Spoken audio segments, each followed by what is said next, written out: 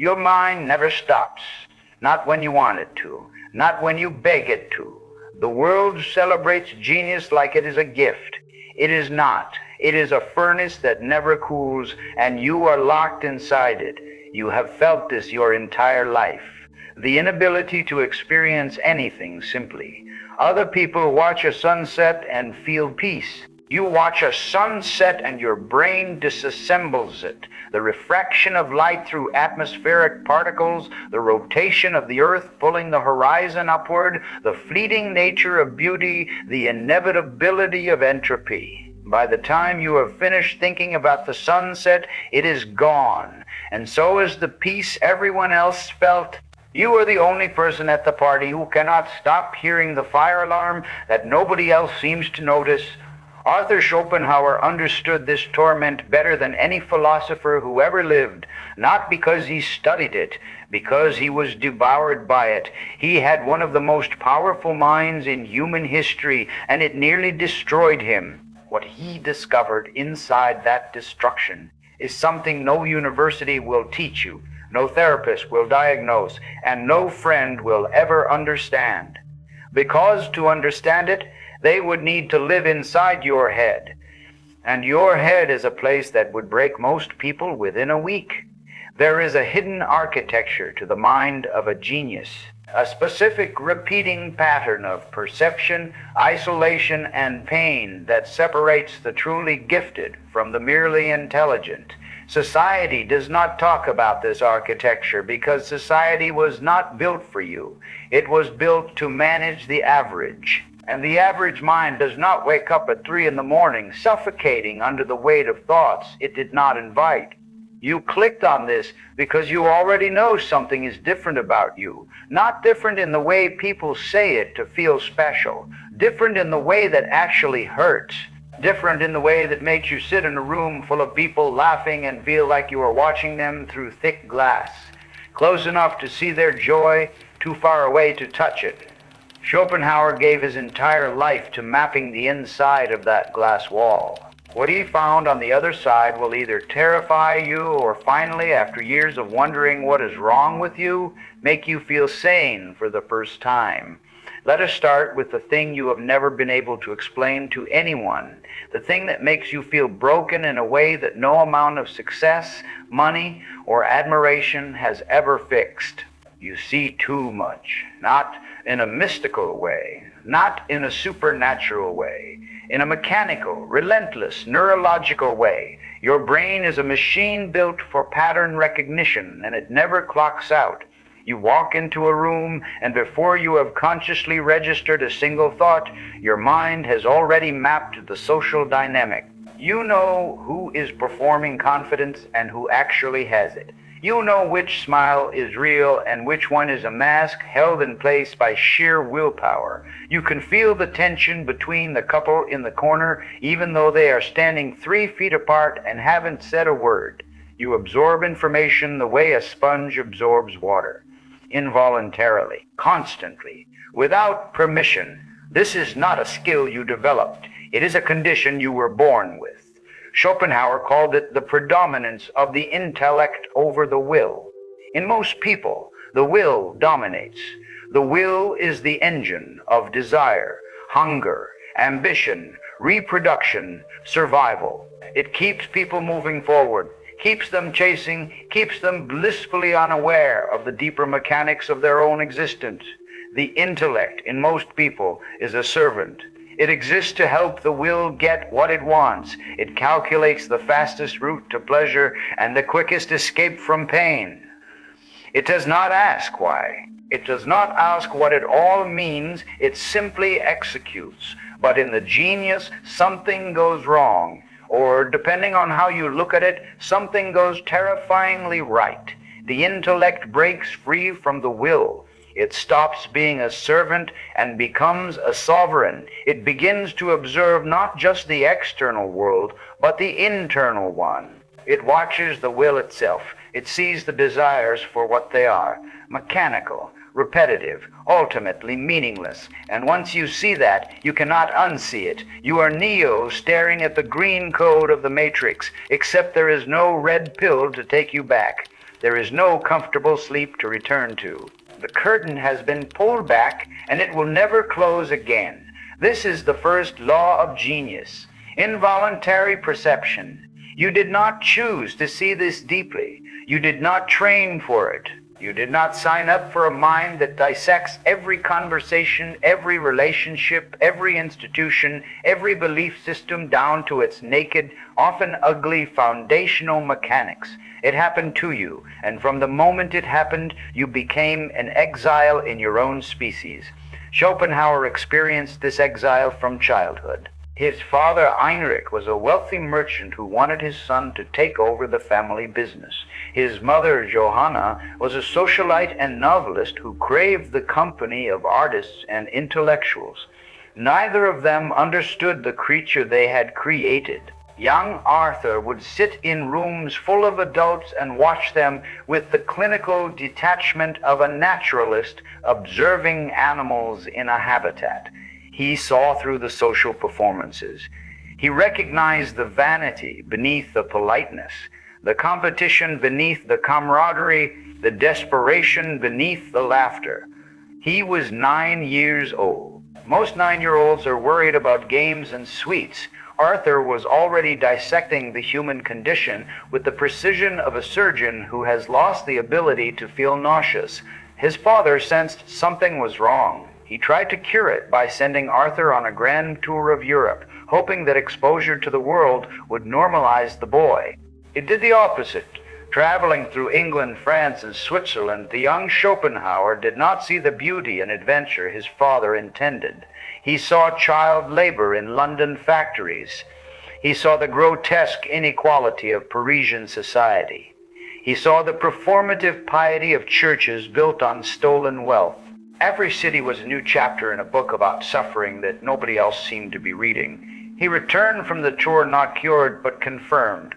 The world was exactly as dark as his mind had told him. The furnace had been stoked. This is the experience you recognize. The moment in your childhood, maybe your adolescence, maybe a single afternoon that you can still remember with photographic clarity, when you realized that you were processing reality on a completely different frequency than the people around you. Maybe it was when you asked a question in class that made the teacher uncomfortable. Maybe it was when you solved a problem so quickly that your classmates looked at you like you had cheated. Maybe it was when you said something at the dinner table that made the room go quiet, not because it was rude, but because it was true in a way that nobody in that room was prepared to handle. That moment branded you. Before it, you were a child. After it, you were something else, something that looked like a child but carried an invisible weight that no child should carry. The weight of seeing, the weight of knowing, the weight of understanding that the world most people live in is a simplified version. A children's cartoon drawn over a much more complex, much more disturbing original painting.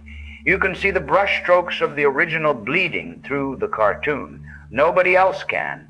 And when you point at the brushstrokes, they look at you like you are insane. Schopenhauer spent his entire youth trying to reconcile this gap. He read voraciously Plato, Kant, the Upanishads, anything that might contain a map for the terrain his mind was wandering through. He was not reading for pleasure. He was reading for survival. Every book was a search party sent out to find someone, anyone, who had seen what he was seeing. When he found Kant's critique of pure reason, he felt the first tremor of recognition. Here was a mind that had stared into the same machinery. Here was proof that he was not defective. He was simply operating at a frequency that most of humanity could not receive. But recognition is not relief. Knowing that other geniuses have suffered the same way does not make the suffering stop. It simply adds a new layer to it. Now you know that this is permanent. Now you know that no amount of success, no relationship, no achievement will turn off the machine. The furnace does not cool because you published a masterpiece. It does not cool because someone finally says they understand you. It burns and burns and burns until you learn to either use the heat or be consumed by it. Most people never learn. Most geniuses die, exhausted, misunderstood, and halfway through a sentence the world was not ready to hear. Let us talk about what happens next, because involuntary perception is only the ignition. It is what that perception does to your relationships, your emotional life, and your sense of belonging that truly defines the inner world of a genius. You are lonely, not the kind of lonely that can be fixed by a phone call or a night out with friends, not the kind of lonely that goes away when someone holds you. You are architecturally lonely, structurally lonely, lonely at the level of your operating system. There is a specific kind of isolation that comes from seeing the world in higher resolution than the people you are forced to share it with, and no amount of social interaction can touch it. In fact, social interaction often makes it worse. Here is why. When you sit across from another person, your mind is doing something. Their mind is not. You are listening to their words, yes, but you are also listening to the structure beneath the words. You are tracking micro-expressions. You are noting the gap between what they say and what their body communicates. You are running probability models on their motivations. You are cross-referencing this conversation with 12 previous conversations and identifying patterns of behavior they themselves are completely unaware of. You are doing all of this simultaneously, automatically, and in real time. They are just talking. The asymmetry is staggering. You are playing chess with someone who thinks you are playing checkers. And the worst part is, you cannot tell them. Because if you said, I know you are lying right now because your left hand just touched your neck, your vocal pitch dropped half a tone, and this is the third time this month you have used that exact phrase to deflect when you are uncomfortable. They would not be impressed. They would be horrified. They would feel violated. They would call you a freak. So you learn to pretend. You learn to artificially limit your perception in social settings. You learn to nod when you already know the ending of their story. You learn to ask questions you already know the answers to, just to let them feel the pleasure of telling you. You learn to laugh at jokes you deconstructed before the punchline landed. This is not social grace. This is survival camouflage. And it is exhausting in a way that most people will never comprehend. Schopenhauer knew this camouflage intimately. In public, he was famously abrasive, difficult, and confrontational. People called him rude. They called him arrogant. But read his private journals and a different picture emerges. The combativeness was not confidence. It was the failure of the mask. It was what happened when the camouflage cracked and the real mind underneath, the mind that could see everything, leaked out into the social world. Every sharp comment, every biting remark, every devastating critique he launched at his contemporaries was not an attack. It was an overflow. It was the pressure of involuntary perception bursting through the dam of social propriety. His relationship with his mother is the clearest X-ray of this dynamic. Johanna Schopenhauer was not a stupid woman. She was a successful novelist. She hosted one of the most fashionable intellectual salons in Weimar. Goethe himself was a regular guest.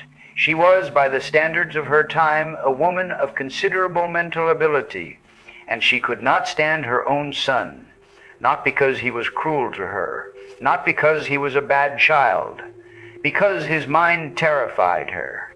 He saw through her. He saw the vanity that drove her social ambitions. He saw the fear of irrelevance that fueled her writing.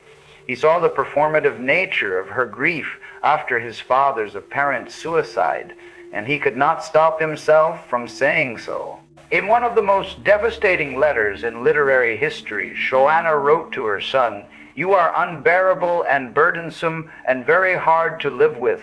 All your good qualities are overshadowed by your conceit and made useless to the world simply because you cannot restrain the urge to know better than everyone else." Read that again. A mother telling her son that his greatest quality, his intellect, is the very thing that makes him impossible to love. This is the sentence that has been spoken, in one form or another, to every genius who has ever lived. Your mind is too much. You are too much. Tone it down. Simplify. Be normal. Stop seeing so much. Stop knowing so much. Stop knowing so much. Stop being so relentlessly, exhaustingly yourself. You have heard this sentence, maybe not in those exact words. Maybe it came disguised as concern. You overthink everything. Maybe it came disguised as advice. You need to learn to just relax and enjoy things. Maybe it came disguised as an accusation. Why can't you just be happy? Every version of this sentence carries the same underlying message. The world cannot accommodate the size of your mind, so you need to make your mind smaller. You need to amputate the parts of yourself that make other people uncomfortable. You need to perform a voluntary lobotomy every time you enter a social situation, carving away the layers of perception that frighten the very people who claim to care about you. Schopenhauer refused the amputation. It cost him nearly every relationship he ever had. His mother eventually banned him from her home. His academic colleagues despised him because he could not pretend their ideas had merit when he could see with surgical precision exactly where their reasoning collapsed. He scheduled his lectures at the University of Berlin at the same time as Hegel's, the most popular philosopher in Germany, fully believing that the superiority of his ideas would draw the crowds. The lecture hall was empty, not because his ideas were inferior. They were so far ahead of their time that it would take decades for the world to catch up. But he could not translate his vision into the social currency required to make people listen. He could see the truth. He could not sell it. And in a world that buys packaging over content, the inability to sell is a death sentence. This is the structural loneliness of genius. It is not about lacking people. It is about lacking equals. You can be surrounded by friends, family, colleagues, and lovers and still feel a void so deep it has its own gravity, because what you need is not company. What you need is comprehension. You need someone who can follow the full depth of your thought without asking you to slow down, simplify, or translate. You need a mind that can run at your speed, and those minds are rare. Not rare like a four-leaf clover. Rare like a specific star in a galaxy of billions. You may find one in your lifetime. You may not, and you must learn to live with the possibility that you will walk this earth carrying a world inside your head that no other living person will ever fully enter. Schopenhauer found fragments of this comprehension in books. He did not find it in people. He found it in Plato, who understood that the visible world is a shadow of a deeper reality. He found it in Kant, who proved that the mind does not passively receive the world, but actively constructs it. He found it in the ancient Hindu texts, the Upanishads, which describe the entire physical universe as a veil of illusion draped over a formless, eternal, suffering reality.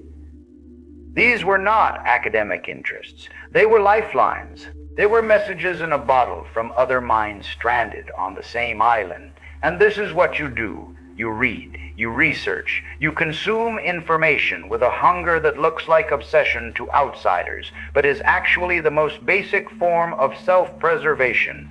You are not a nerd. You are not a bookworm. You are a drowning person reaching for anything that floats. Every great idea you encounter is a moment of oxygen, a brief, beautiful second where you feel less alone, where you feel that someone, somewhere across time and space has touched the same nerve that has been exposed inside you since childhood. And then the book ends. The lecture finishes. The podcast stops. And you are back in the room alone with the furnace, the unbearable heat of a mind that simply will not let you rest. There is a neuroscientific basis for this isolation, and it is more brutal than any philosophy. Research on highly gifted individuals consistently reveals a phenomenon called neurohyperconnectivity. The genius brain does not merely process more information, it processes information differently. The neural pathways are denser. The connections between disparate regions of the brain are more numerous and more active. Where an average brain processes a stimulus through a relatively straightforward path, the genius brain routes that same stimulus through a labyrinth of cross-references, associations, and pattern recognitions. This is why you cannot watch a simple movie without analyzing its narrative structure, its cultural implications, and its psychological accuracy simultaneously. This is why you cannot have a simple conversation without your brain generating 17 subtexts beneath the surface. Words. This is not a choice.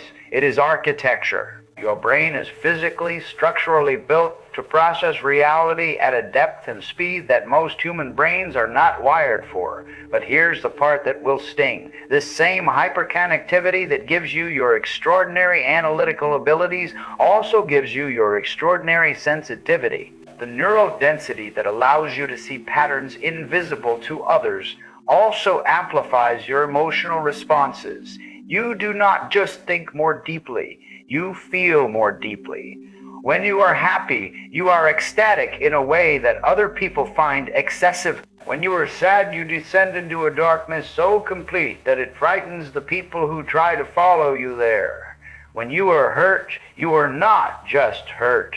You are shattered into 1,000 pieces, each piece reflecting a different angle of the pain, each one analyzed and cataloged by a brain that treats emotional agony the same way it treats an intellectual problem, as something to be understood completely, at every level, from every possible perspective. Schopenhauer felt this with a violence that echoes through every page he wrote.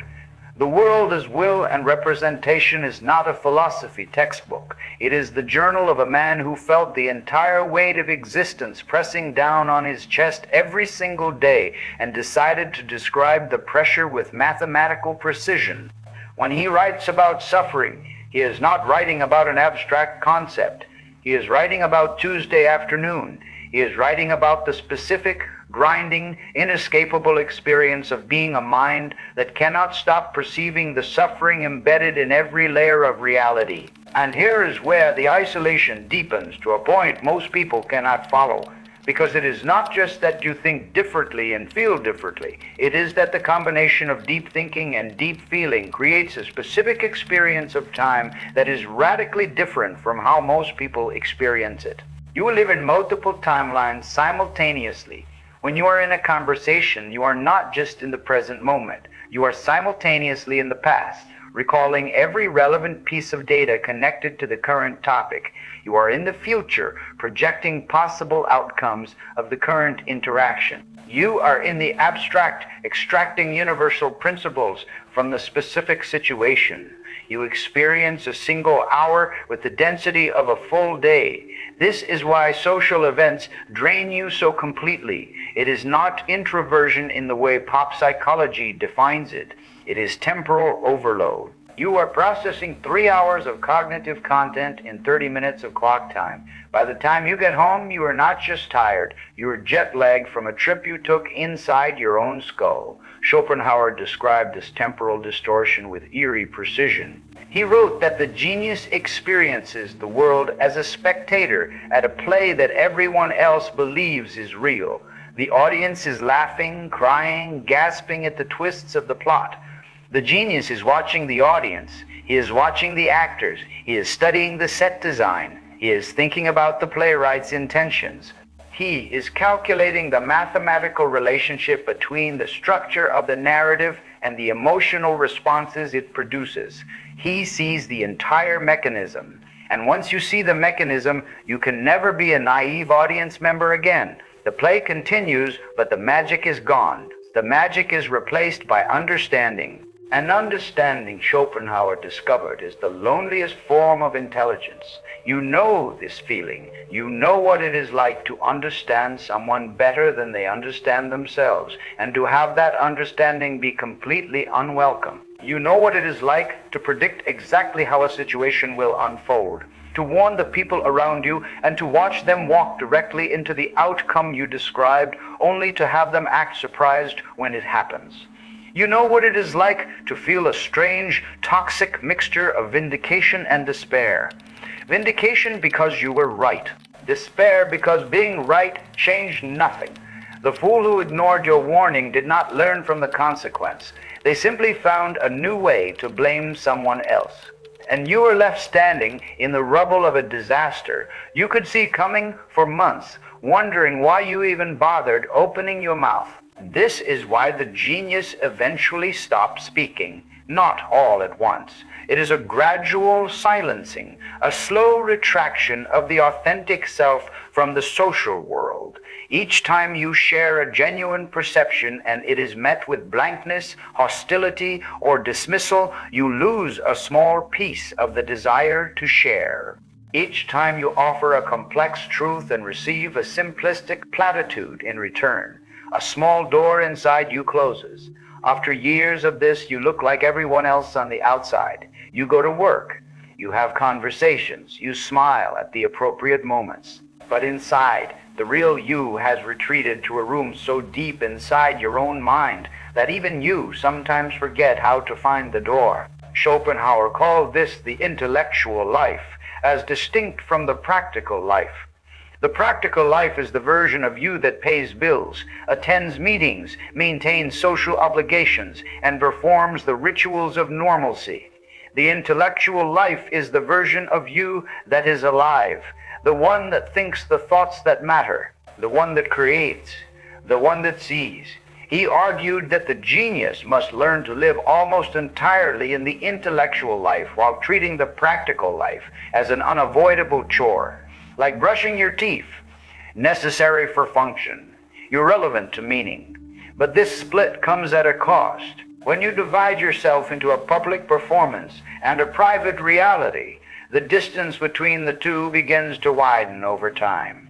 You become a stranger to the people closest to you, not because you are dishonest, but because the honest version of you is a language they do not speak. Your partner asks how your day was, and you say, fine, because the real answer would take 40 minutes and reference 3 philosophers they have never heard of and a pattern you noticed in global economic data that connects to a childhood memory, that connects to a theory about the nature of consciousness itself.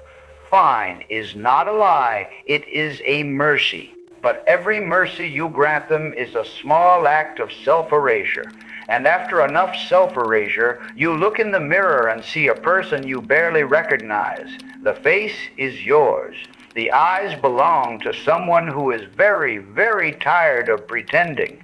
This is the glass wall, not a wall built by the world to keep you out. A wall built by your own mind to keep you in. You constructed it, one social failure at a time. One blank stare at a time. One blank stare at a time. One you think too much at a time. Each brick was a moment where you learned that the full expression of your mind was socially unacceptable. And now you are trapped behind a structure of your own making, looking out at a world full of people who seem to connect effortlessly, who seem to communicate without translation, who seem to belong to each other in a way that you have never belonged to anyone. The cruelest part is that you can see exactly what you are missing. You can analyze the mechanics of belonging. You can identify the social behaviors that create bonding. You can map the psychological architecture of intimacy. You understand connection better than most people who experience it. But understanding is not experiencing. A mechanic can explain every component of a jet engine. That does not mean he can fly. You know exactly what love looks like from the outside. You can diagram it. You can write poetry about it. But sitting inside it, feeling it without analyzing it, surrendering to it without your brain immediately running a cost-benefit analysis on vulnerability, that is the one thing your magnificent mind cannot do on command. Schopenhauer never married. He had relationships with women, but they were transactional and ultimately hollow. He could not surrender his intellect to the demands of intimacy. He could not stop analyzing the person in front of him long enough to simply be with them. In his private writings, there are moments of aching vulnerability where he acknowledges this deficit. He knew what he was missing. He could see the warmth through the glass. He simply could not find the door. And rather than accept the pain of permanent separation, he did what geniuses have done since the beginning of recorded history. He built a philosophy to explain why the warmth was an illusion anyway. If connection is impossible, then connection must be worthless. If love cannot be sustained, then love must be a trick of the will, a biological mechanism designed to perpetuate the species, devoid of any deeper meaning. This is the defense mechanism of the genius mind. When it cannot have something, it annihilates the value of that thing through intellectual demolition. You have done this. You know you have. You have talked yourself out of wanting things that you desperately wanted because your mind convinced you that the wanting itself was irrational. You have dismantled your own desires with logical arguments so airtight that no emotion could survive inside them. You have won the argument against your own heart and then wondered why victory felt so much like grief. This is the inner world at the end of its first layer, a mind that sees involuntarily, a perception that creates isolation, an isolation that deepens into a loneliness so structural it becomes the architecture of your entire existence, a glass wall between you and the rest of the species, and on your side of the wall, a furnace that keeps burning everything except the one thing you needed to burn, the question that has followed you since childhood, that follows you into every room, every relationship, every sleepless 3 a.m. What is wrong with me? Nothing. But we are not there yet. We are not even close. Because behind the glass wall, underneath the furnace, there is a deeper chamber, a darker room. And what lives in that room is the thing that has driven every genius in history either to their masterpiece or to their destruction. Sometimes both. Schopenhauer opened that door. He walked into that room, and what he found there is the key to everything you have been feeling your entire life. But first, you have to be willing to follow him in, and I will warn you now, the room is not comfortable. It is not reassuring. It does not contain the affirmation you were hoping for. It contains something far more valuable and far more dangerous. It contains the truth about why you suffer.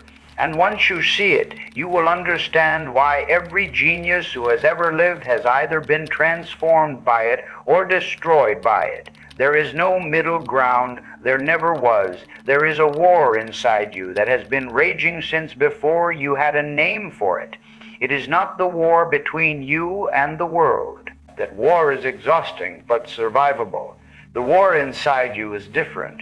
It is older, deeper, and far more violent. It is the war between the part of you that sees and the part of you that wants, between the mind that understands everything and the body that still hungers for things. The mind has already declared meaningless. This is the war that Schopenhauer spent his entire life fighting, and it is the war that defines the inner world of every genius who has ever drawn breath. Let us name the combatants. On one side is your intellect, the machine we have been describing, the pattern recognition engine, the involuntary perception apparatus that scans every room, every conversation, every relationship, every institution, and strips it down to its mechanical components. Your intellect is brilliant. It is precise. It is tireless. It has shown you things about reality that most people will go to their graves without glimpsing. It is the reason you are watching this. It is the reason you feel different. It is the crown jewel of your existence. On the other side is what Schopenhauer called the will. And the will is a monster. Not a monster in the way you are imagining. Not a dramatic, cinematic villain with a face and a motive. The will is worse than that. The will is a blind, deaf, screaming force that has no purpose, no direction, no logic, and no off switch. It is the raw, primal engine of desire that drives every living organism on this planet. It is the reason you eat when you are not hungry, the reason you scroll through your phone at midnight looking for something you cannot name, the reason you feel an ache in your chest when you see someone you are attracted to, even though your intellect has already calculated that the relationship would be a disaster.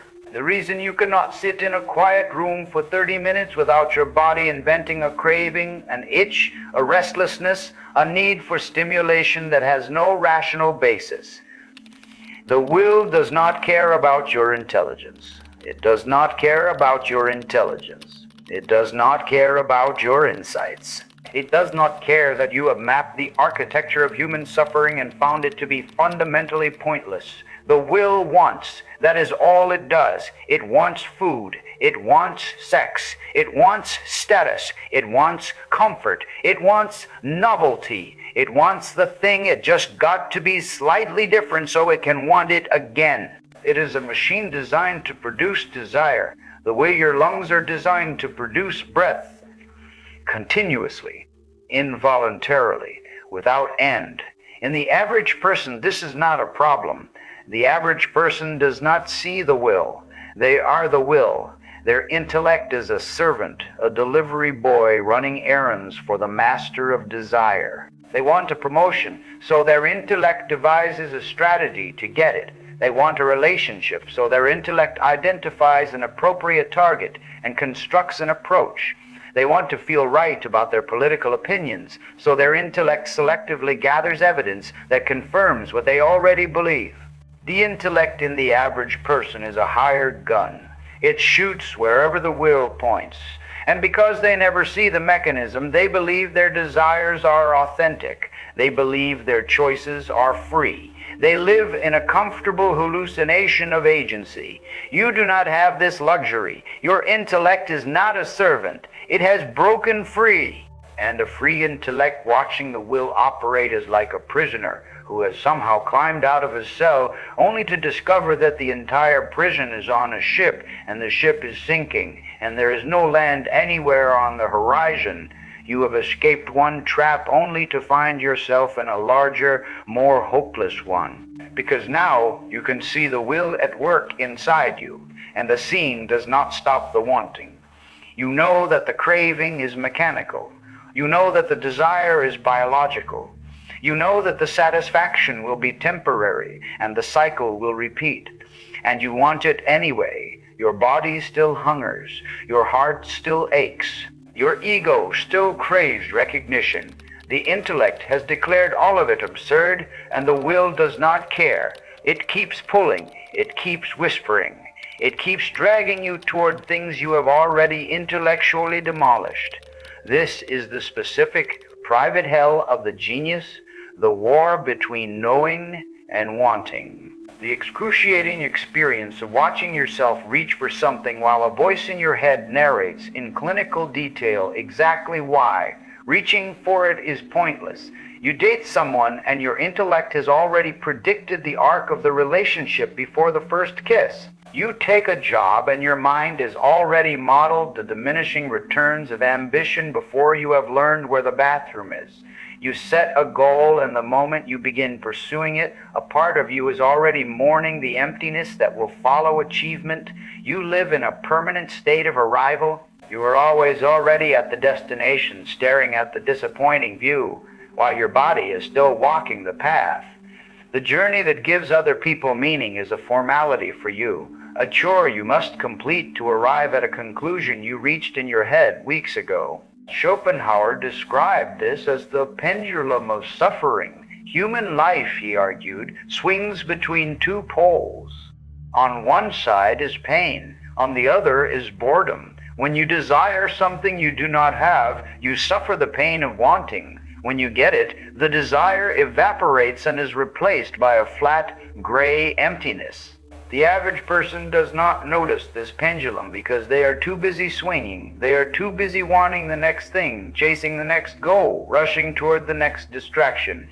The genius notices. The genius sees the pendulum. The genius tracks its arc with mathematical precision. And the genius realizes with a horror that settles into the bones and never fully leaves that the pendulum is the entire structure of human life. There is nothing behind it. There is no hidden room of permanent satisfaction. There is no final achievement that stops the swing. There is only wanting and having, pain and boredom forever until you die. This is the thought that has visited you in the dark. not as a theory, as an experience, as a physical sensation of futility so overwhelming that it presses the air out of your lungs. You have felt it after a great success, when the applause fades and the room empties and you are left standing alone with the trophy in your hand, feeling nothing. You have felt it in the middle of a relationship, staring at the ceiling while someone who loves you sleeps beside you, wondering why their warmth does not reach the cold place inside your chest. You have felt it on a Tuesday afternoon for absolutely no reason, sitting in a chair, staring at a wall, understanding with perfect clarity that nothing you will ever do will fundamentally alter the nature of your experience. The pendulum swings. You watch it. That is the entire story. This is where genius and depression become so intertwined that even neuroscience has trouble separating them. The research is stark. Studies on exceptionally gifted individuals consistently show elevated rates of mood disorders, existential depression, and anhedonia, the inability to find pleasure in things that once provided it. This is not coincidence. This is causation. The same neural hyperconnectivity that allows the genius to perceive patterns invisible to others also amplifies the emotional response to what those patterns reveal. When your brain is wired to see deeper into the machinery of existence, and the machinery turns out to be a blind engine of pointless repetition, the emotional response is not sadness. It is something beyond sadness. It is a meta-grief, a grief not for something lost, but for something that was never there. You are mourning a meaning that you once assumed existed, but that your own intellect has proven to be a fiction. Schopenhauer reached this point at 25. He was sitting in a library in Dresden, surrounded by the works of every great thinker in Western and Eastern civilization, and he understood, with a certainty that he described as both terrible and liberating, that the fundamental nature of existence is suffering, not suffering as a temporary condition, not suffering as a temporary condition, not suffering as a problem to be solved, suffering as the default state of consciousness. Every living creature, from the insect to the human, is driven by a will that can never be fully satisfied. And the genius, cursed with the ability to see this clearly, suffers not just the pain of their own wanting, but the pain of perceiving the want in everything alive. He watched a spider build a web. The spider was not happy. The spider was not choosing. The spider was executing a program written by a force that had no awareness of the spider's individual existence. The spider would build, catch, eat, reproduce, and die. It would not pause to ask why. It could not. And Schopenhauer looked at the people walking past the library window and saw the same program running on more sophisticated hardware. They were building webs, catching things, consuming things, reproducing, dying. The only difference between the spider and the man in the street was that the man had the theoretical capacity to see the program. But most men never activated that capacity. They lived and died inside the program, confusing its outputs for meaning, mistaking its rewards for happiness, believing that the web they were building was their own design. You activated the capacity. That is why you are here. That is why the pendulum is visible to you. That is why you cannot shake the feeling that something is fundamentally, structurally wrong with the deal you have been offered. Not wrong with your life specifically, wrong with the offer of life itself, wrong with the basic terms and conditions of being a conscious entity in a universe that appears to have no conscious purpose. And here is where the war turns truly vicious, because the will does not care that you have seen through it.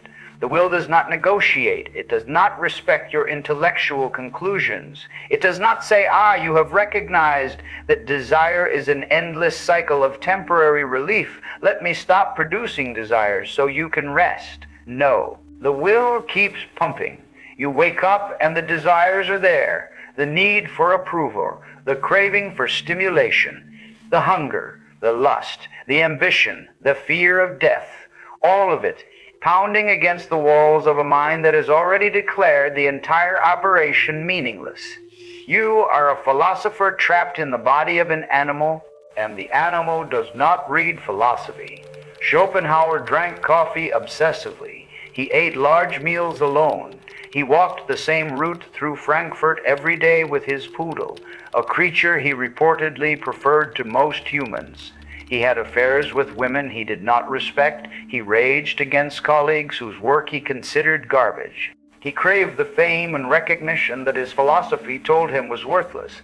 He was, in other words, a hostage of the same will he had spent his career exposing. His intellect had mapped the prison. His body was still in the cell, and the distance between the map and the cell is the precise coordinate of the genius's suffering. You know this distance.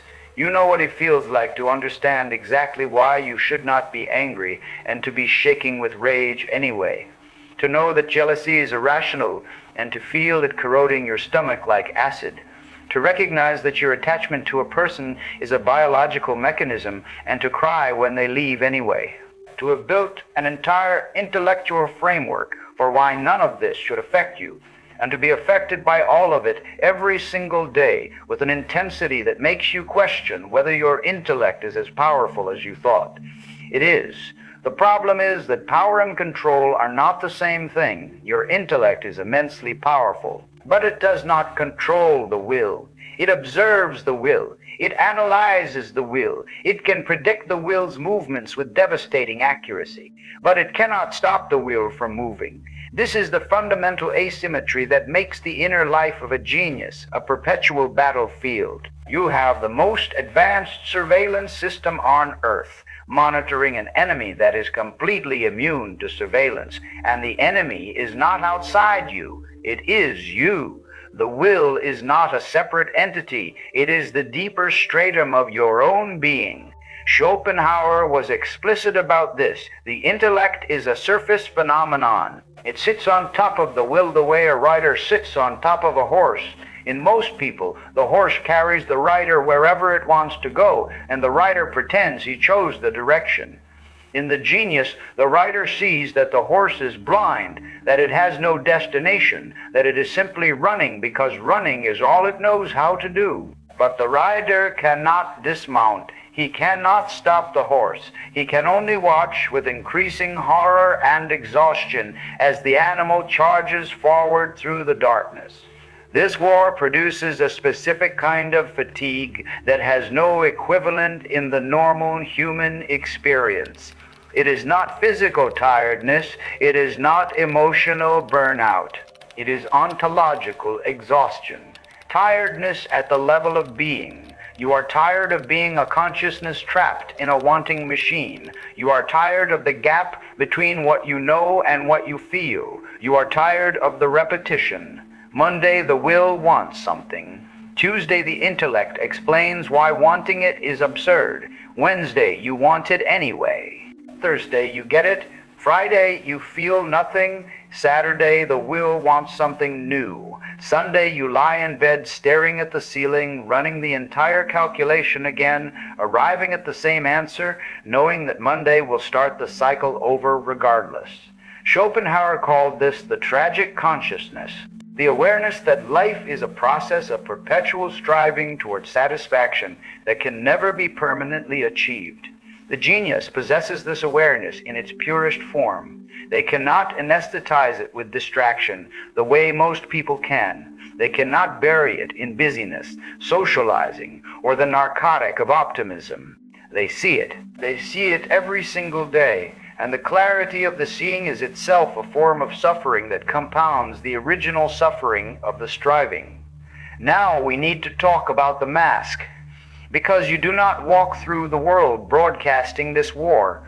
You do not sit in meetings radiating existential despair. You do not tell your friends that you have seen through the machinery of desire and found nothing behind it. You perform. Every single day you perform a version of yourself that is acceptable to the world around you, and that performance is the most draining thing you do. The mask is not a single thing, it is a wardrobe. You have a mask for work, competent, engaged, appropriately ambitious. You have a mask for social gatherings, friendly, interested, capable of small talk. You have a mask for family. stable, responsible, emotionally available. You have a mask for romance, vulnerable, present, not terrifyingly analytical. Each mask requires its own energy supply, its own script, its own carefully maintained set of reactions that mimic what the situation demands. You have been maintaining this wardrobe since adolescence. You are so good at it by now that most people in your life have no idea. They have never met the real you. They have met a character, a carefully constructed avatar designed to navigate a world that would reject the original.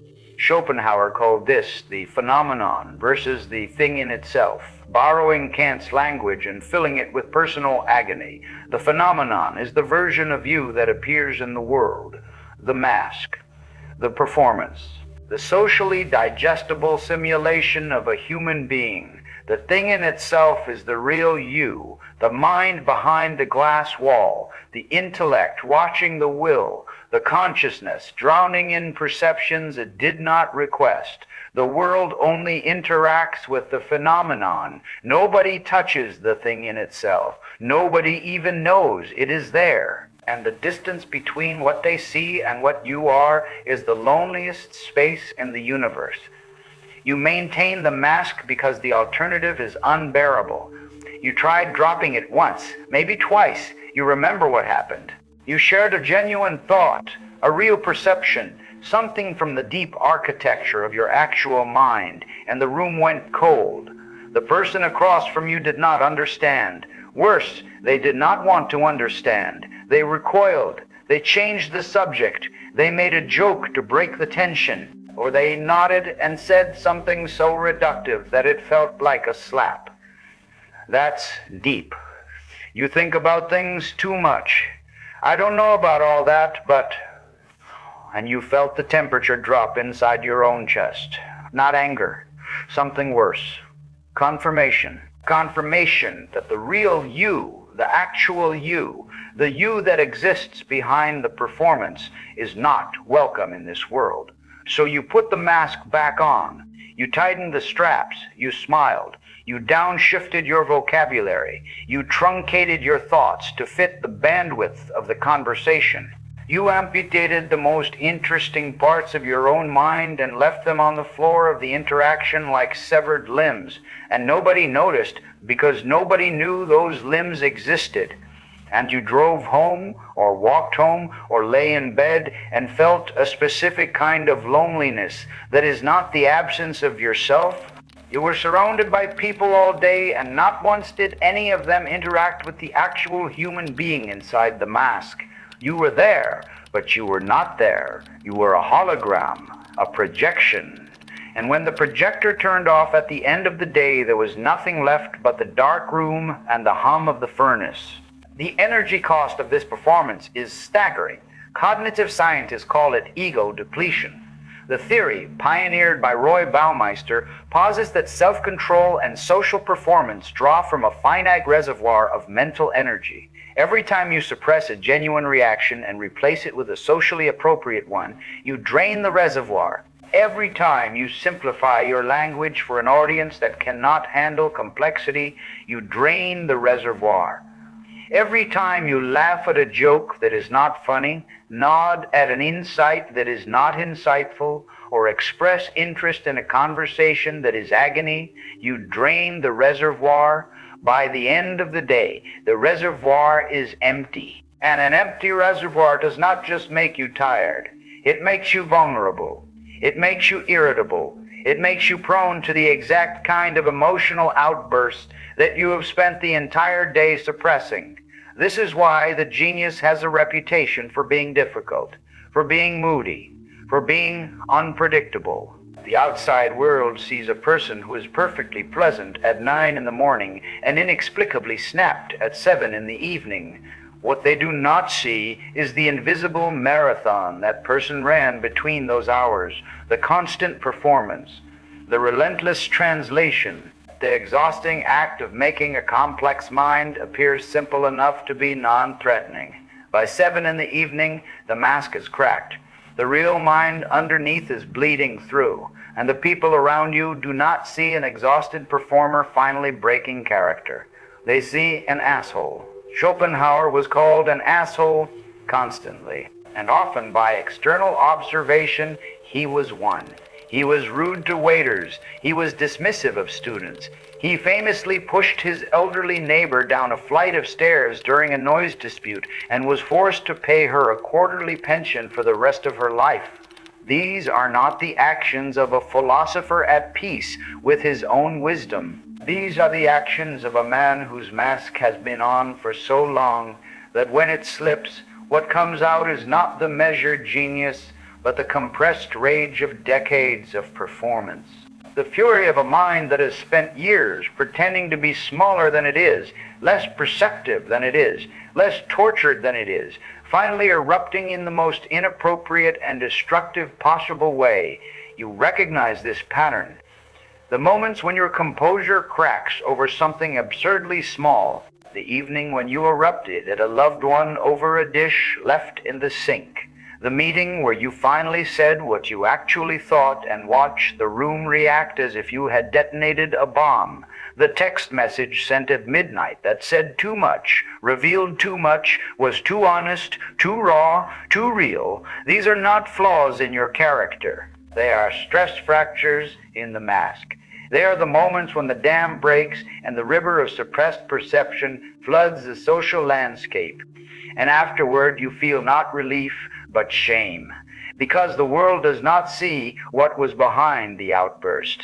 They see only the outburst itself, and you are left apologizing for the flood without being able to explain the dam. This creates a devastating feedback loop. You suppress yourself to be acceptable. The suppression builds pressure. The pressure eventually erupts. The erupts damages relationships. The damaged relationships confirm your belief that the real you is too much for the world. So you suppress harder, build a thicker mask, perform more convincingly, and the cycle tightens like a tourniquet on your own personality, cutting off more and more of the real you with each rotation until the person you present to the world is so far from the person you actually are that you begin to forget which one is real. Schopenhauer knew both versions of himself. In his published works, he was precise, controlled, and devastatingly logical. In his private life, he was anxious, paranoid, and prone to compulsive routines that would today almost certainly be diagnosed as obsessive-compulsive behavior. He kept his money in hiding places around his apartment, afraid of theft. He refused to let barbers use razors near his throat.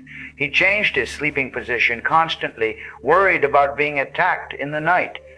The man who wrote the most unflinching examination of human irrationality was himself profoundly irrational in the privacy of his own home, because the mask does not protect you from yourself. It protects the world from you. When you take it off at the end of the day, you are alone with the unmasked mind. And the unmasked mind of a genius is not a calm, ordered library. It is a storm system. It is a weather event. It is the raw, unfiltered output of a brain that has been forced into compression all day and is now decompressing with a violence that would terrify anyone who witnessed it. This is the part of the inner world that nobody sees, the private chaos, the 3 a.m. spirals where your mind chases a thought down 17 branching corridors and arrives at a conclusion so dark, so bleak, so comprehensive that you cannot share it with another living soul, not because they would judge you, but because the act of translating it into language simple enough for them to understand would destroy the very thing that makes it true. Some thoughts can only exist at the resolution they were generated in. Simplify them, and they become platitudes. Share them, and they become misunderstood. So you keep them, you hoard them in the private vault of your own consciousness, a growing collection of truths that will never see daylight, a library that only one person will ever visit. Schopenhauer's private journals are this library made visible. Pages and pages of observations, confessions, and insights that never made it into his published philosophy. not because they were not good enough, because they were too precise, too personal, too nakedly honest for a world that preferred its philosophy wrapped in academic language and safely distanced from the actual human experience of thinking these thoughts. The published Schopenhauer is a monument. The private Schopenhauer is a wound. You carry your own version of this journal, maybe not on paper. Maybe it is a notes app on your phone filled with fragments. Maybe it is a collection of voice memos that you recorded at 2 in the morning and have never played for anyone. Maybe it is simply a layer of internal monologue so dense and so constant that it has become the background noise of your existence, a running commentary on reality that you have given up trying to share because the last time you tried, the person's eyes glazed over after 30 seconds. Your private library, your unvisited museum, the masterpiece gallery that no one will ever walk through. And here is the most dangerous part of the mask. It works so well that people believe it. Your colleagues think you are competent, but normal. Your friends think you are smart, but fundamentally like them. Your partner thinks they know you. And every day that the mask works, you become a little more invisible, a little more erased, a little more complicit in your own disappearance, because the mask does not just hide you from them. Over time, it begins to hide you from yourself. You have had the moment where you are performing so smoothly, so seamlessly, so automatically, that you suddenly cannot remember what you actually think, what you actually feel, what you would say if you were not constantly calibrating your output for the audience. The mask has been on for so long that it has begun to fuse with the skin underneath, and peeling it off hurts, not metaphorically. You can feel the resistance. You try to access the real you, and you encounter a lag, a buffering, as if the genuine thought has been pushed so far back in the queue that it takes real effort to retrieve it. The performance has become reflexive. The authenticity requires effort. This is the inversion that every genius fears and that most geniuses eventually experience. The fake becomes easy. The real becomes hard. Schopenhauer wrote about this inversion in The Wisdom of Life. He described how the man of intellect develops two entirely separate relationships with the world. One external, which is a game played by rules he did not design and does not respect. And one internal, which is the only arena where his actual life takes place. The external game is the mask. The internal arena is the furnace. And the danger, the thing that keeps the genius up at night, is the slow, almost imperceptible migration of all the color, all the vitality, all the meaning from the internal arena to the external game. When you start caring more about how the mask is received than about what is happening behind it, you have lost the war. You have become the performance, and the thing in itself, the real you, withers in the dark like a plant in a closet. This is not abstract. This is happening to people right now. Brilliant minds sitting in open plan offices, writing emails that use 10% of their vocabulary, attending meetings that address 2% of the problems they can see, smiling at compliments that they know are based on a fictional version of themselves. Slowly, imperceptibly, year by year, the real mind recedes. The furnace cools not because the fuel ran out, but because no one is there to tend it. The genius does not die in a dramatic explosion. The genius dies in a quiet office on a Tuesday afternoon, drafting a quarterly report, having forgotten that they once stayed up until dawn trying to solve a problem that could have changed the world. Schopenhauer avoided this death, not through wisdom, but through stubbornness. He refused to take a permanent academic position after his Berlin humiliation. He refused to write for popular audiences. He refused to simplify his ideas to gain acceptance. He lived alone, wrote alone, walked alone, and endured 3 decades of near total obscurity rather than compromise the internal world for the sake of the external game. This was not heroism. He would have hated that word. It was mathematics. He calculated the cost of the mask and concluded that the price was his mind. And his mind was the only thing he could not afford to lose. You are running the same calculation. Whether you know it or not, every day you are weighing the cost of performance against the cost of authenticity. And the numbers are getting harder to ignore because the mask is getting heavier. The energy required to maintain it is increasing. The reservoir empties faster every year, and the person behind the mask, the real you, the genius you, is sending signals that are getting harder to suppress. The restlessness, the dissatisfaction, the growing sense that the life you are living is a rough draft of the life you were supposed to write. The feeling, late at night, when the mask is off and the furnace flickers back to life, that you are running out of time. You are, not because you are old, not because death is near, because every day spent behind the mask is a day the furnace does not receive fuel. And a furnace that does not receive fuel does not simply pause, it degrades. The neural pathways that once fired with the intensity of a lightning storm begin to slow. The connections that once bridged disparate domains of knowledge begin to narrow. The mind that once consumed reality in vast panoramic sweeps begins to focus on smaller and smaller rectangles of experience. You do not lose your intelligence all at once. You lose it the way you lose a shoreline from a boat, so gradually that you do not notice until you look up and the land is gone. This is what the mask takes. Not your social life, not your relationships, not your parationships, not your career. Those are the things it protects. What it takes is the very thing it was designed to hide, the genius itself, the involuntary perception, the deep feeling, the relentless analysis, the furnace. It takes the furnace and replaces it with a space heater, functional, adequate, forgettable. Schopenhauer saw this happen to his contemporaries. He watched brilliant minds disappear into the machinery of academic respectability, publishing safe papers on safe topics for safe audiences, their early fire domesticated into a flicker. He watched Fichte, whom he considered genuinely talented, descend into obscurantist nonsense to maintain his position. He watched Hegel, whom he considered a fraud, build an empire of impenetrable jargon that the academic world swallowed whole because it sounded profound and nobody wanted to admit they could not understand it. These were not stupid men. They were men who had chosen the mask over the furnace.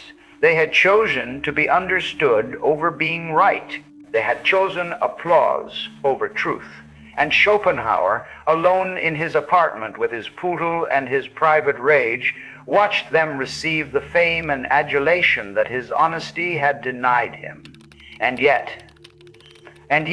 he kept writing, he kept thinking, he kept feeding the furnace. He kept the thing in itself alive behind the glass wall, even as the world ignored it, even as years turned into decades, even as the silence around his work became so thick it was almost a sound of its own. He kept going, not because he was optimistic, not because he believed the world would eventually recognize his genius, because the alternative was the mask. The alternative was the slow death of the internal world. And Schopenhauer, for all his flaws, for all his bitterness, for all his documented cruelty and compulsive paranoia, understood one thing with absolute clarity. The mind is the only thing that is real. Everything else is a negotiation. This is the fork in the road you are approaching, the choice between the mask and the furnace, between the performance that keeps you safe and the authenticity that keeps you alive, between the version of you that the world can tolerate and the version of you that the world may never understand, but that is, in the deepest sense, the only version that matters. Schopenhauer chose the furnace. What happened next, in the darkest room of his inner world, is where we go now. There is a room at the bottom of every genius's mind that they spend their entire life trying not to enter. You have felt its gravity. You have stood at its door. You may have pressed your ear against it and heard the silence on the other side, a silence so total it hums. Schopenhauer did not stand at the door. He kicked it open. He walked in, and what he found inside nearly ended him. The room is the abyss, not a poetic abyss, not a metaphorical abyss, a logical one. The place where the genius's own intellect, following its own trajectory with perfect fidelity, arrives at a conclusion so comprehensive and so devastating that it threatens to collapse the entire structure of meaning that makes life livable. The conclusion is this: if the will is the fundamental reality of all existence, and the will is blind, purposeless, and insatiable, and all of human striving is merely the will expressing itself through individual bodies that mistakenly believe they are choosing their own actions, then nothing you do matters. Nothing anyone does matters. The universe is not indifferent to your suffering. Indifference would imply a capacity for caring that chose not to engage. The universe is something worse than indifferent. It is unconscious. It is a machine that produces suffering as a byproduct of its own pointless operation. And you, the genius, the mind that can see all of this with crystalline clarity, are the most tragic figure in the entire arrangement. Because you are the machine that knows it is a machine. You are the puppet that can see the strings. And the strings do not care that you can see them. They keep pulling. This is where Schopenhauer arrived in his late 20s, not as a theoretical position, as a lived experience. He sat with this conclusion the way a doctor sits with a terminal diagnosis. He examined it from every angle. He tested it against every philosophical system he had studied. He tried to find the flaw, the escape hatch, the logical crack that would let light in. He could not. The argument was airtight.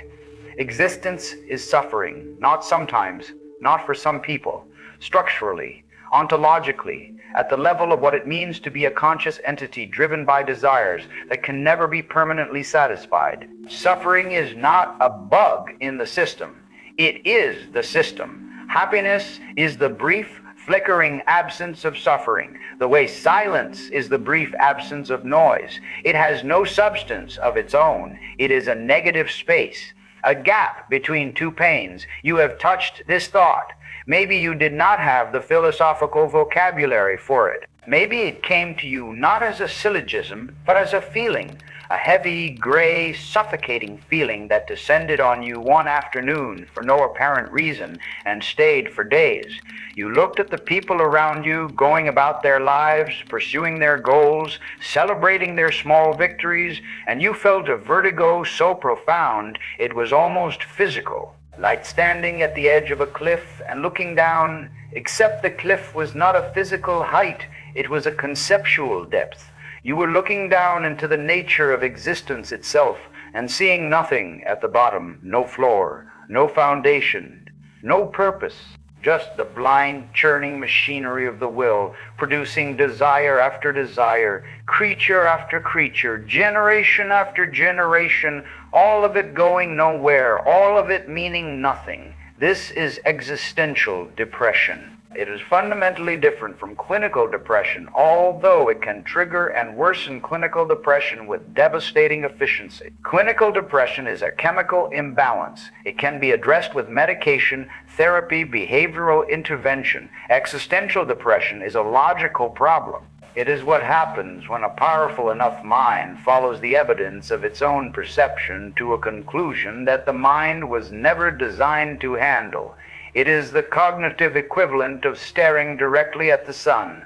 The apparatus was not built for this intensity of input, and the damage is not temporary. Kazimierz Dabrowski, the Polish psychiatrist who spent his career studying gifted individuals, called this process positive disintegration. He argued that the collapse of meaning that the genius experiences is not pathological, it is developmental. The old structure of beliefs, assumptions, and comforting fictions must disintegrate before a higher, more authentic structure can be built. But Dabrowski was careful to note that many people do not survive the disintegration. Many geniuses enter the abyss and never come out. They find the conclusion too heavy to carry. They find the absence of meaning too cold to endure. They break, sometimes publicly, sometimes privately, sometimes in ways that look like success from the outside, but are actually the most sophisticated form of surrender. The genius who stops creating and starts accumulating, the brilliant mind that retreats into cynicism and calls it realism, the visionary who gives up on the vision and becomes a commentator, a critic, a spectator of a game they were built to play but no longer have the will to enter. Schopenhauer nearly broke. His private journals from this period are some of the most harrowing documents in the history of philosophy. He writes about the temptation of what he called the negation of the will to live. Not suicide exactly, although the proximity to that idea is unmistakable, more a kind of psychological death, a withdrawal so complete that the self effectively ceases to function as a participating entity in the world. He was 28 years old. He had already written the first draft of what would become his masterpiece. And he was staring into a void so absolute that even the act of writing about it felt like shouting into a vacuum. This is the moment that separates the geniuses who create from the geniuses who consume themselves. The abyss is the same for all of them. The will is the same blind, screaming force for everyone who dares to look at it directly. The difference, the razor-thin difference between the genius who builds a masterpiece and the genius who builds a coffin comes down to a single, almost absurd act of defiance, the decision to keep looking. Schopenhauer kept looking, not because he was brave. He would have rejected the word. He kept looking because his intellect would not let him stop. The same involuntary perception that had cursed him since childhood, that had stripped the world of its comfortable illusions, that had driven him into isolation and despair, now turned its relentless focus on the abyss itself. And instead of simply staring into the darkness and being paralyzed by it, his mind began to map the darkness, to analyze it, to find structure where there appeared to be none. What he found changed everything. Not the darkness itself.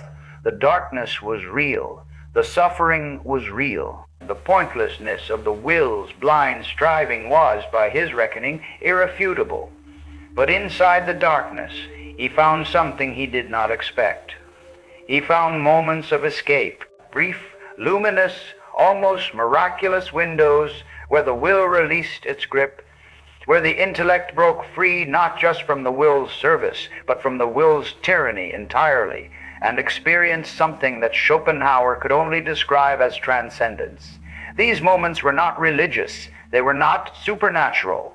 They were not the product of faith or prayer or meditation, although he would later find striking parallels in Eastern philosophy. These moments were aesthetic. They occurred when the genius mind, the mind already freed from the will's leash, encountered beauty. Not beauty in the shallow, decorative sense, not a pretty face or a pleasing melody.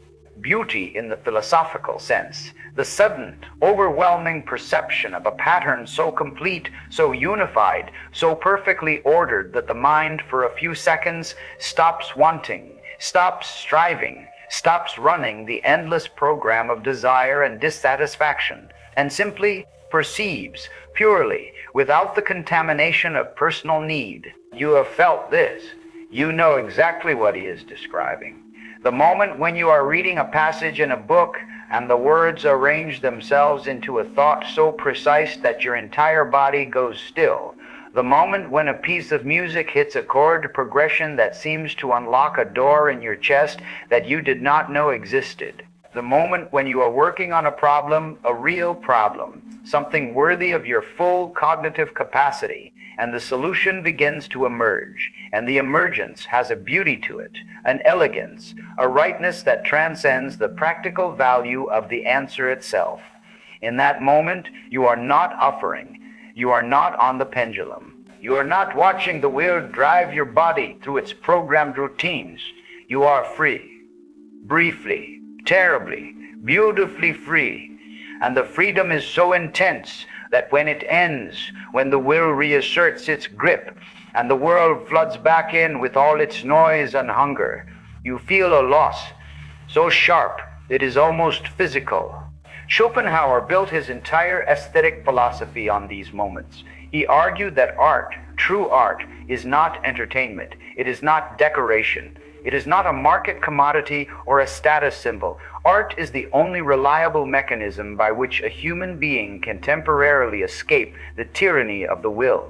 When you stand before a great painting, when you lose yourself in a symphony, when you read a passage of philosophy that illuminates a truth so clearly that the truth seems to radiate light of its own, you are experiencing what Schopenhauer called pure will-less knowing. The mind, for a moment, stops being a servant or a prisoner. It becomes a mirror, a perfectly clean, perfectly still mirror reflecting reality without distortion, without desire, without the constant interference of the wanting self. This is why you need art. Not want it, need it. The way you need air. The craving for beauty that you carry is not a luxury. It is not a hobby. It is your mind reaching for the only oxygen available in a room that is otherwise airless. When you listen to that piece of music that makes the world stop, you are not relaxing. You are surviving. You are giving your mind the only break it is capable of receiving. The brief, precious, irreplaceable experience of perceiving without wanting, of seeing without needing, of being without becoming. And this is where the genius mind, the mind that has been framed as a curse for the entirety of this script, reveals its hidden architecture. Because the same hyperconnectivity that makes you suffer more than ordinary people also allows you to experience beauty more intensely than ordinary people. The same neural density that amplifies your pain also amplifies your capacity for aesthetic perception. The same pattern recognition engine that shows you the darkness also shows you the light. You are not just wired for suffering, you are wired for transcendence. The two are inseparable. They are the same wire carrying different currents. Schopenhauer ranked the arts in a hierarchy of transcendence. At the bottom was architecture, which freed the mind from the will through the contemplation of spatial harmony. Above it was sculpture, then painting, then poetry. At the summit, above every other art form, he placed music. Music, he argued, was not a representation of the world. It was a direct expression of the will itself, translated into sound. When you listen to music that moves you, you are not hearing a description of reality. You are hearing reality unmasked. You are hearing the will stripped of its objects, its specific desires, its individual targets, and revealed as pure emotional energy. This is why music can make you feel emotions that do not belong to any specific event. The sadness you feel in a minor key is not sadness about anything. It is sadness itself. The exhilaration of a crescendo is not excitement about a particular outcome. It is excitement itself, the raw material of experience before the will has attached it to a specific wanting. This is why you, the genius, have a relationship with music that other people find excessive. You do not just enjoy music. You inhabit it. You disappear into it. You have had moments where a piece of music cracked you open so completely that you sat alone in a room, shaking, unable to move, overwhelmed by an emotional intensity that had no name and no cause. You were not being dramatic. You were experiencing what Schopenhauer described, the direct, unmediated encounter between your freed intellect and the deepest layer of reality. The will heard instead of suffered, beauty where there was only previously pain. But the escape is temporary. This is the knife edge of Schopenhauer's aesthetic theory. Art opens the window. It does not open the door. You can look through the window and see the landscape beyond suffering. You can feel the air of freedom on your face, but you cannot climb through. The will reasserts itself. The desires return. The pendulum starts swinging again. And you are back in the room, back in the furnace, back in the war between knowing and wanting. The transcendence was real, but it was momentary, and the return to the default state of suffering feels, if anything, more acute after the momentary reprieve. The prisoner who has seen the sunlight suffers more in the cell than the prisoner who has forgotten the sun exists. This is where many geniuses become addicted, not to drugs, although that is common enough, addicted to the transcendent experience itself.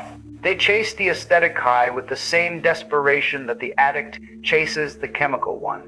They go to concert after concert. They read book after book. They stand in gallery after gallery, searching for the next moment of will-less knowing, the next window, the next breath of air. And like any addiction, the tolerance builds. The moments become harder to reach. The art that once shattered them now merely touches them. The transcendence requires more and more extreme stimulation to achieve. And the genius finds themselves in a new trap.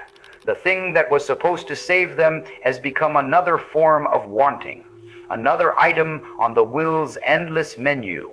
The escape has become a prison of its own. Schopenhauer saw this trap clearly. He knew that aesthetic transcendence alone was not enough. It was a painkiller, not a cure.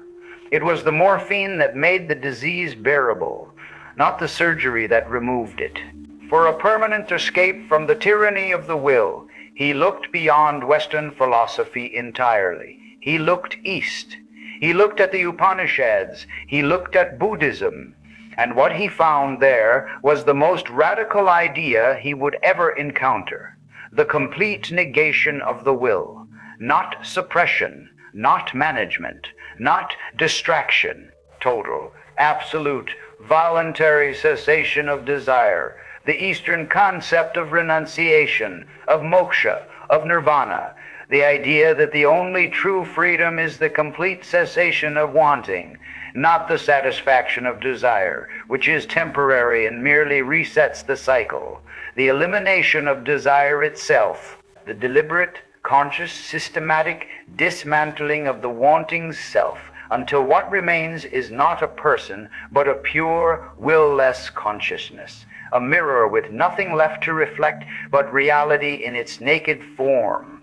Schopenhauer was the first major Western philosopher to integrate Eastern thought into a rigorous European framework. When he read the Upanishads, he reportedly said it was the greatest consolation of his life, not because the texts were comforting, they were terrifying, but they were terrifying in a way that confirmed everything his own mind had already shown him. Existence is suffering. Desire is the engine of suffering. The self is an illusion constructed by the will to perpetuate its own blind striving. And the only escape is the dissolution of the self. This is where most people stop following Schopenhauer. This is where even his admirers begin to shift uncomfortably, because the logical conclusion of his philosophy is not merely pessimistic, it is annihilating.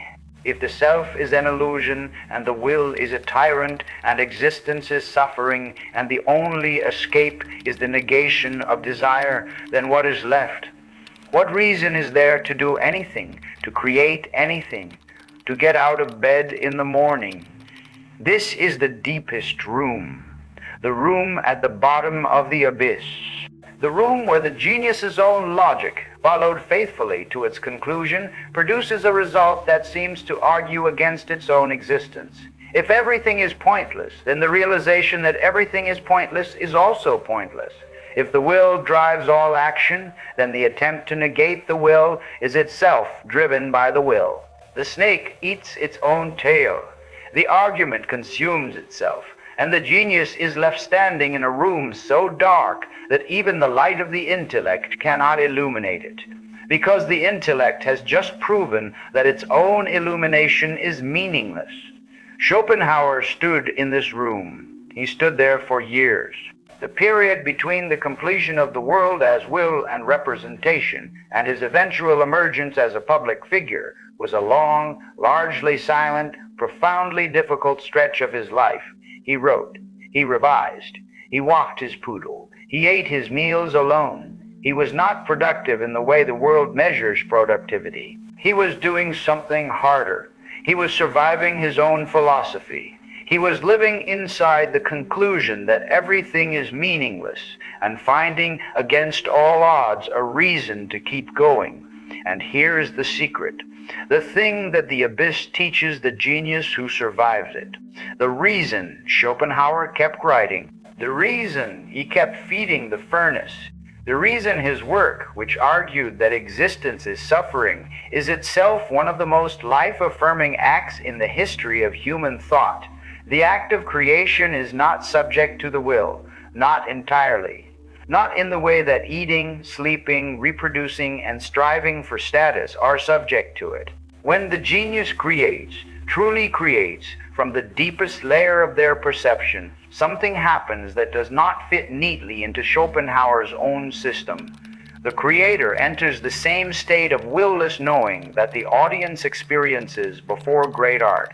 But the creator does not merely observe the transcendence. The creator produces it. The creator becomes the window through which others escape. The creator transforms their own suffering into a structure that allows other suffering minds to experience, however briefly, the freedom of perception without desire. This is the alchemy, the conversion of pain into permanence.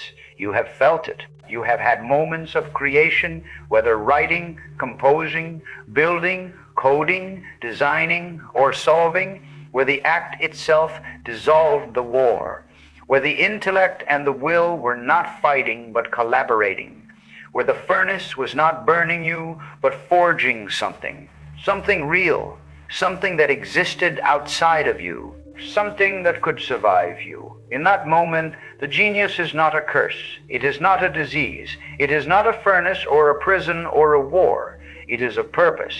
Perhaps the only purpose that does not collapse under the weight of Schopenhauer's analysis. Because here is the crack in the abyss. Schopenhauer argued that all desire is pointless. But creation is not desire. Desire is the wanting of something you do not have. Creation is the expression of something you already carry. The genius does not create because they want to. They create because they must. The thoughts, the perceptions, the patterns that have been accumulating since childhood, the private library of truths that have never been shared, the compressed, burning, desperate surplus of seeing, all of it demands expression, the way a swollen river demands an outlet. You do not choose to create. Creation chooses you. It uses you the way a storm uses the sky. And in the using, it transforms the suffering into something that suffering alone could never produce. Meaning, not given meaning, not discovered meaning, manufactured meaning, built meaning, manufactured meaning, built meaning that did not exist until you made it, meaning that the universe did not provide, because the universe does not provide meaning. The genius provides it, wrested from the void by the sheer force of an intellect that refuses to accept the void as the final answer. Schopenhauer created his meaning in philosophy. He took the darkness he found at the bottom of his own mind and he organized it. He gave it structure. He gave it language. He built a cathedral of thought inside the void. And that cathedral, that monument to the precise articulation of suffering, has provided more genuine understanding and more genuine consolation to more genuinely suffering minds than all the optimistic platitudes of his more popular contemporaries combined. Hegel promised that history was progressing toward a rational absolute. The promise was a lie. Schopenhauer promised nothing. He described what was there, and the description, paradoxically, was the most generous act of his life. Because when you describe the darkness accurately, you give every person trapped in that darkness a map, not a way out, a map.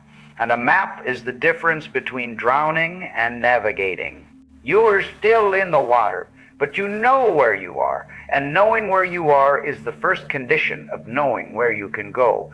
This is what your suffering is for, not in a cosmic sense, not in a religious sense, not because some divine plan requires you to hurt before you can grow. There is no divine plan. Schopenhauer was emphatic about that. Your suffering is for creation because you are one of the vanishingly rare minds on this planet, capable of transforming raw, unprocessed experience into a form that other minds can use. Your perception, the involuntary, relentless, exhausting perception that you have been carrying since childhood, is not a defect. It is raw material. Every pattern you have noticed that nobody else can see, every connection you have made between disparate fields, every insight that arrived at 3 in the morning uninvited and unwelcome, every moment of beauty that cracked you open, every moment of despair that nearly swallowed you whole, all of it is fuel. All of it is waiting to be forged into something permanent. The furnace was never your enemy. You have been standing inside a forge your entire life, mistaking the heat for punishment. The heat is the process. The process is the point. And the thing being forged is not your comfort. It is your contribution, the work, the creation. The thing you will make that will outlast your body, outlast your suffering, outlast the blind idiot, will that drove you to make it in the first place. Schopenhauer's masterpiece was ignored for 25 years. 25 years of silence. 25 years of the world staring blankly at the most accurate description of itself ever written and collectively shrugging. He published The World as Will and Representation in 1818. It sold so few copies that the majority of the print run was pulped and used as waste paper. The book that would eventually be recognized as one of the greatest works of philosophy ever produced was literally recycled into garbage, and Schopenhauer kept going. He kept writing, he kept thinking, he kept feeding the furnace, not because he believed the world would eventually appreciate him, because the alternative was silence. And silence, for a mind that burned the way his did, was death. This is the test. This is the real test. Not whether you can survive the abyss, not whether you can endure the loneliness, the war, the mask, the pendulum. The test is whether you can create without an audience, whether you can forge the work without the promise of recognition, whether you can feed the furnace knowing that the thing being forged may never be seen by another living soul, because the world does not owe you understanding. The world does not owe you appreciation. The world is a blind machine run by a blind force, and if you wait for it to validate your genius, you will wait forever. You must create anyway, not for them, for the work itself, for the act of turning suffering into structure, for the sheer, furious, defiant act of making something where there was nothing. This is what Schopenhauer learned in The Abyss. Not that life has meaning, not that suffering has a purpose, but that the genius, the mind capable of seeing the meaninglessness clearly, is also the mind capable of building meaning out of the raw material of nothing. You are not a victim of the void. You are the only creature in the void, with the tools to build something inside it. And the building, the creating, the forging, that is not happiness. It is not peace. It is not transcendence. It is something rarer than all three. It is function.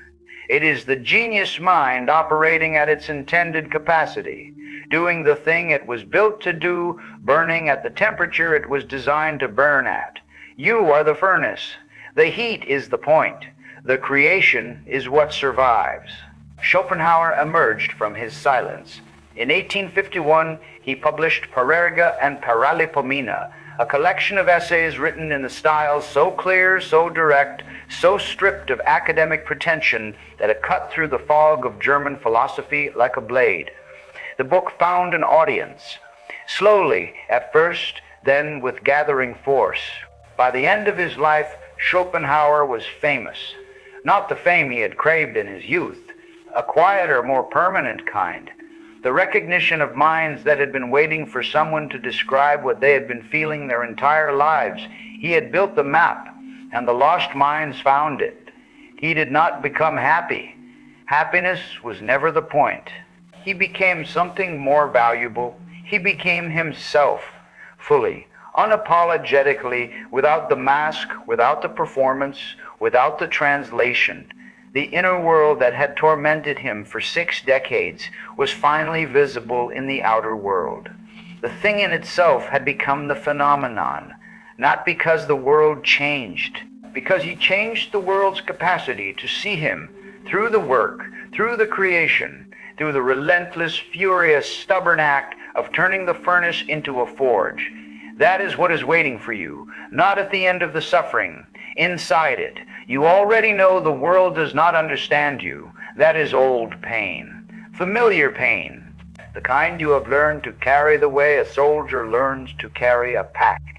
But there is a sharper, more specific pain that you have not yet fully examined, one that cuts deeper because it is not passive. It is not the world failing to see you. It is the world seeing you and deciding to destroy you, not out of malice, out of something worse, instinct. The systems you operate inside, the companies, the institutions, the social hierarchies, the professional ladders, were not designed by geniuses. They were designed by competent, organized, socially fluent minds whose primary talent was not brilliance, but coordination.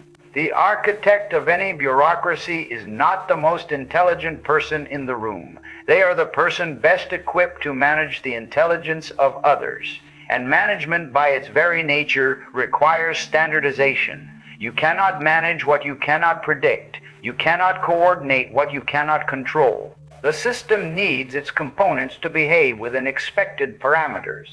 The genius does not behave within expected parameters. The genius is, by definition, a deviation. And every system in human history has had the same response to deviation: suppress it, redirect it, or eliminate it. You have felt this. You have been in the meeting where you offered the solution that was correct and watched it get rejected in favor of the solution that was familiar. You have watched a less capable colleague receive the promotion because they were easier to manage. You have seen the look on your supervisor's face when you identified a flaw in their strategy, the look that says you are right and I will never forgive you for it. You will learn through repeated bruising experience that being the smartest person in the room is not an advantage in most systems. It is a target. Schopenhauer experienced this with the full force of institutional hostility. When he arrived at the University of Berlin in 1820, he was not a shy, uncertain academic. He was a man who had already written a masterpiece. He had already solved problems that the most celebrated philosophers in Germany had fumbled for decades. He walked into the most prestigious philosophical arena in Europe, carrying the blueprint for a revolution in human thought. And the institution did not embrace him. It crushed him. Hegel was the king of Berlin philosophy. His lectures were packed. His system was the dominant intellectual framework in Germany. And his system, by Schopenhauer's ruthless assessment, was an elaborate architecture of nonsense. Hegel's writing was deliberately obscure.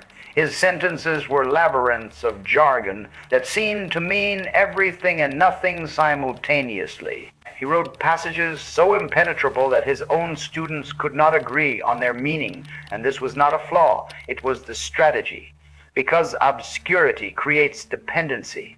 If only the master can interpret the doctrine, the students never become independent thinkers. They become disciples, and disciples are the currency of academic power. Schopenhauer saw through this with the same involuntary clarity that he saw through everything.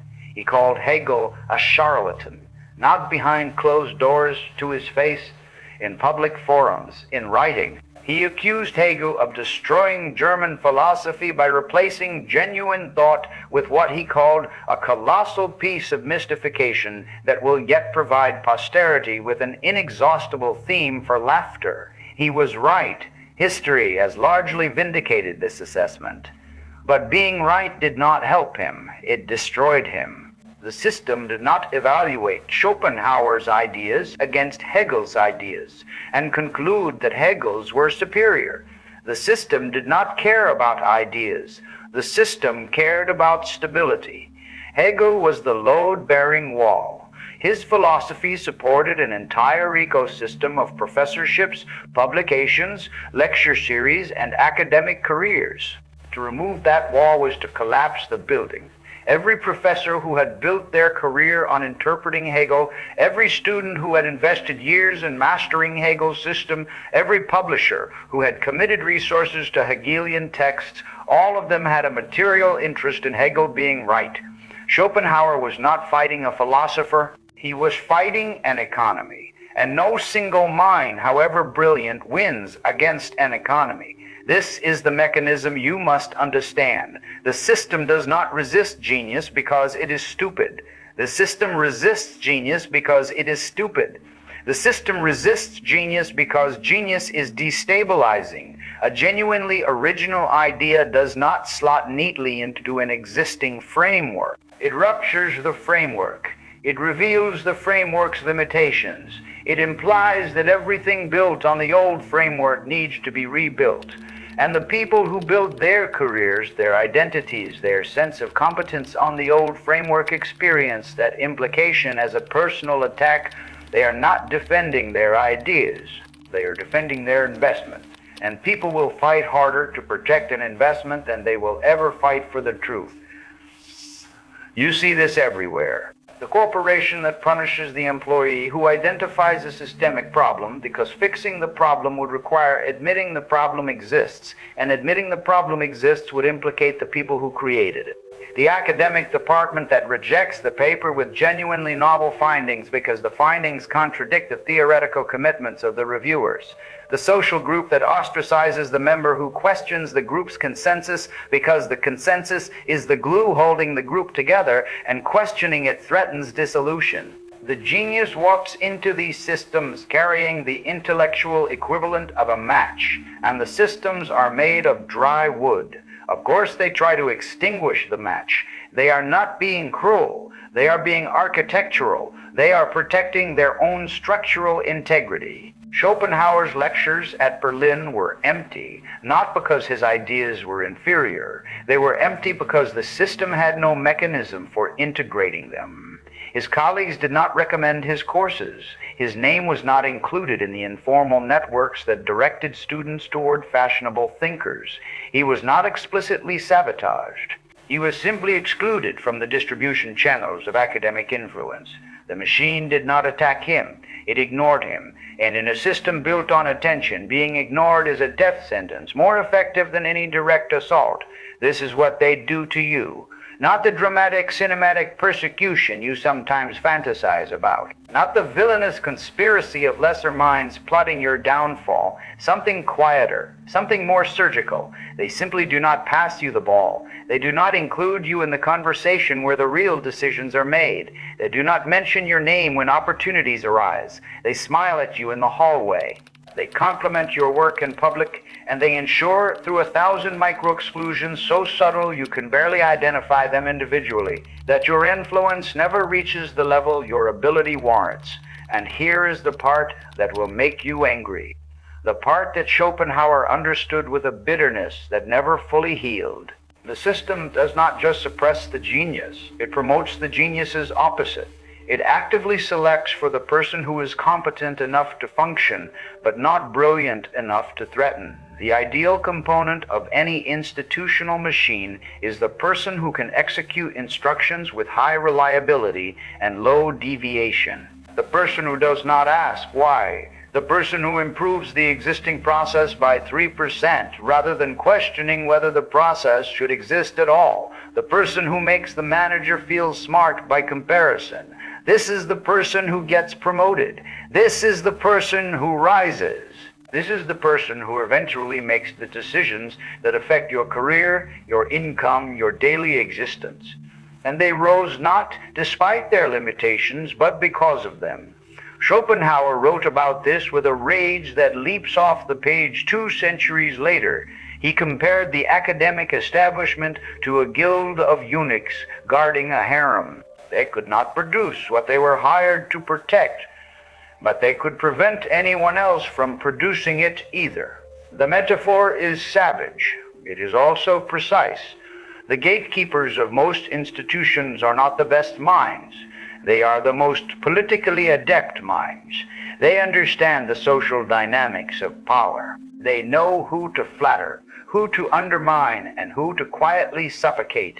They have mastered the one skill that the genius almost universally lacks, the ability to make mediocrity look like competence and to make competence look like excellence, all while ensuring that actual excellence never enters the room.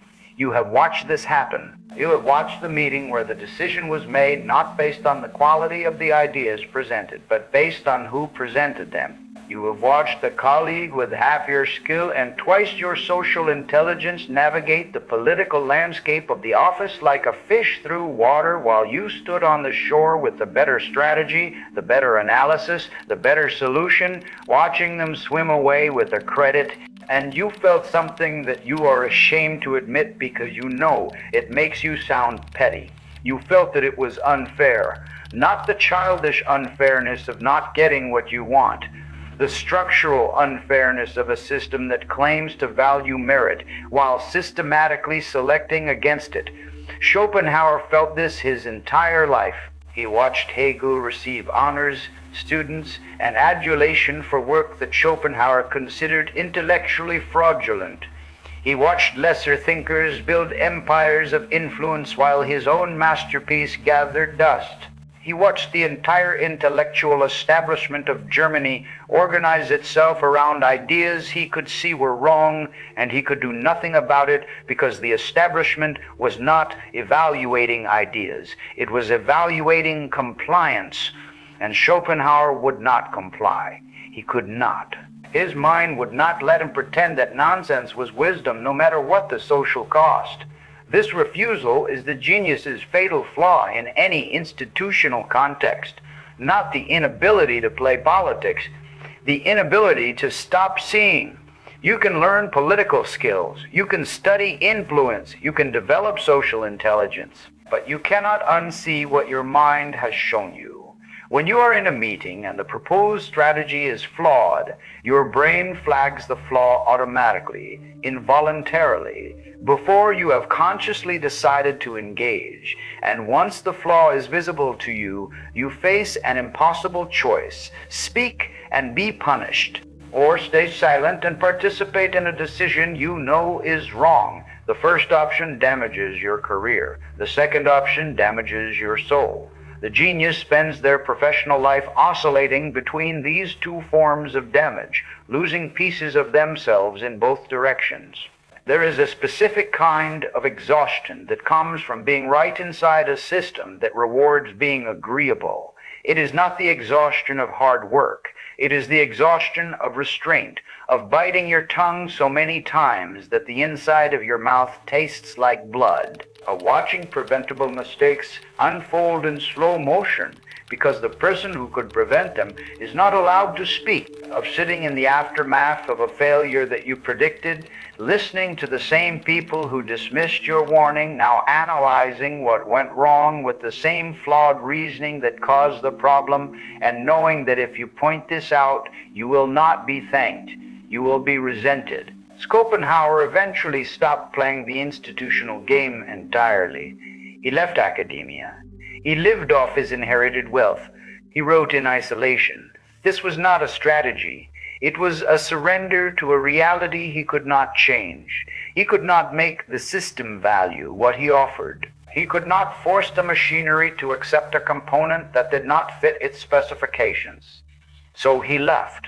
And in leaving, he preserved the one thing the system would have eventually taken from him: the integrity of his perception, the clarity of his sight, the furnace. Not everyone has this option. You may not have inherited wealth. You may not be able to leave. You may be trapped inside a system that is slowly grinding down the sharpest edges of your mind, filing you into a shape that fits the machine's tolerances. If this is your reality, then you need a different approach, not Schopenhauer's exit, something closer to Sima-Yi's patience, the understanding that the system is a temporary container, not a permanent identity, that the work you do inside the system is the mask, and the work you do outside it is the furnace. that every hour of compliance inside the machine must be balanced by an hour of creation outside it. That you are not your job title, your performance review, your manager's assessment of your potential.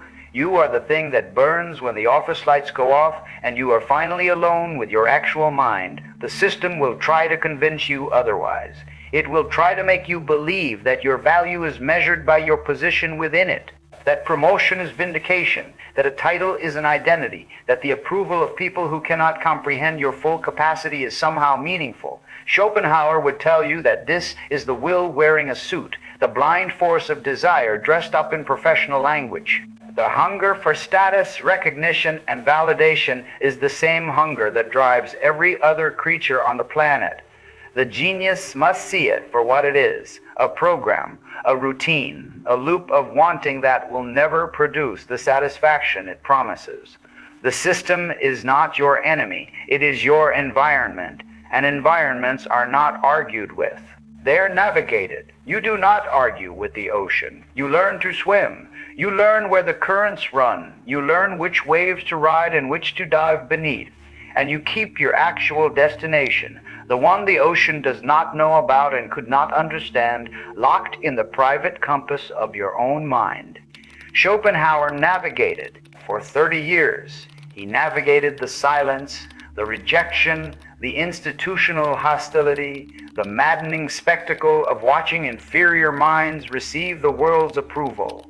He navigated it by doing the only thing his mind would allow him to do. He kept writing. He kept thinking. He kept building the work that the system could not accommodate but that history would eventually demand. He played the longest game in the history of philosophy, and he won. Not because the system changed, because his work outlasted the system. Hegel's empire crumbled. The academic establishment that projected Schopenhauer dissolved and reformed around new orthodoxies. But the world as will and representation survived. It survived because it was true. And truth, Schopenhauer discovered, does not need the system's approval. It needs only time. Whether you know it or not, the work you are protecting, the perception you are preserving, the furnace you are feeding in the stolen hours between institutional obligations, that is the thing that will outlast every system you have ever served. The promotion you did not get will be forgotten. The meeting where your idea was dismissed will be forgotten.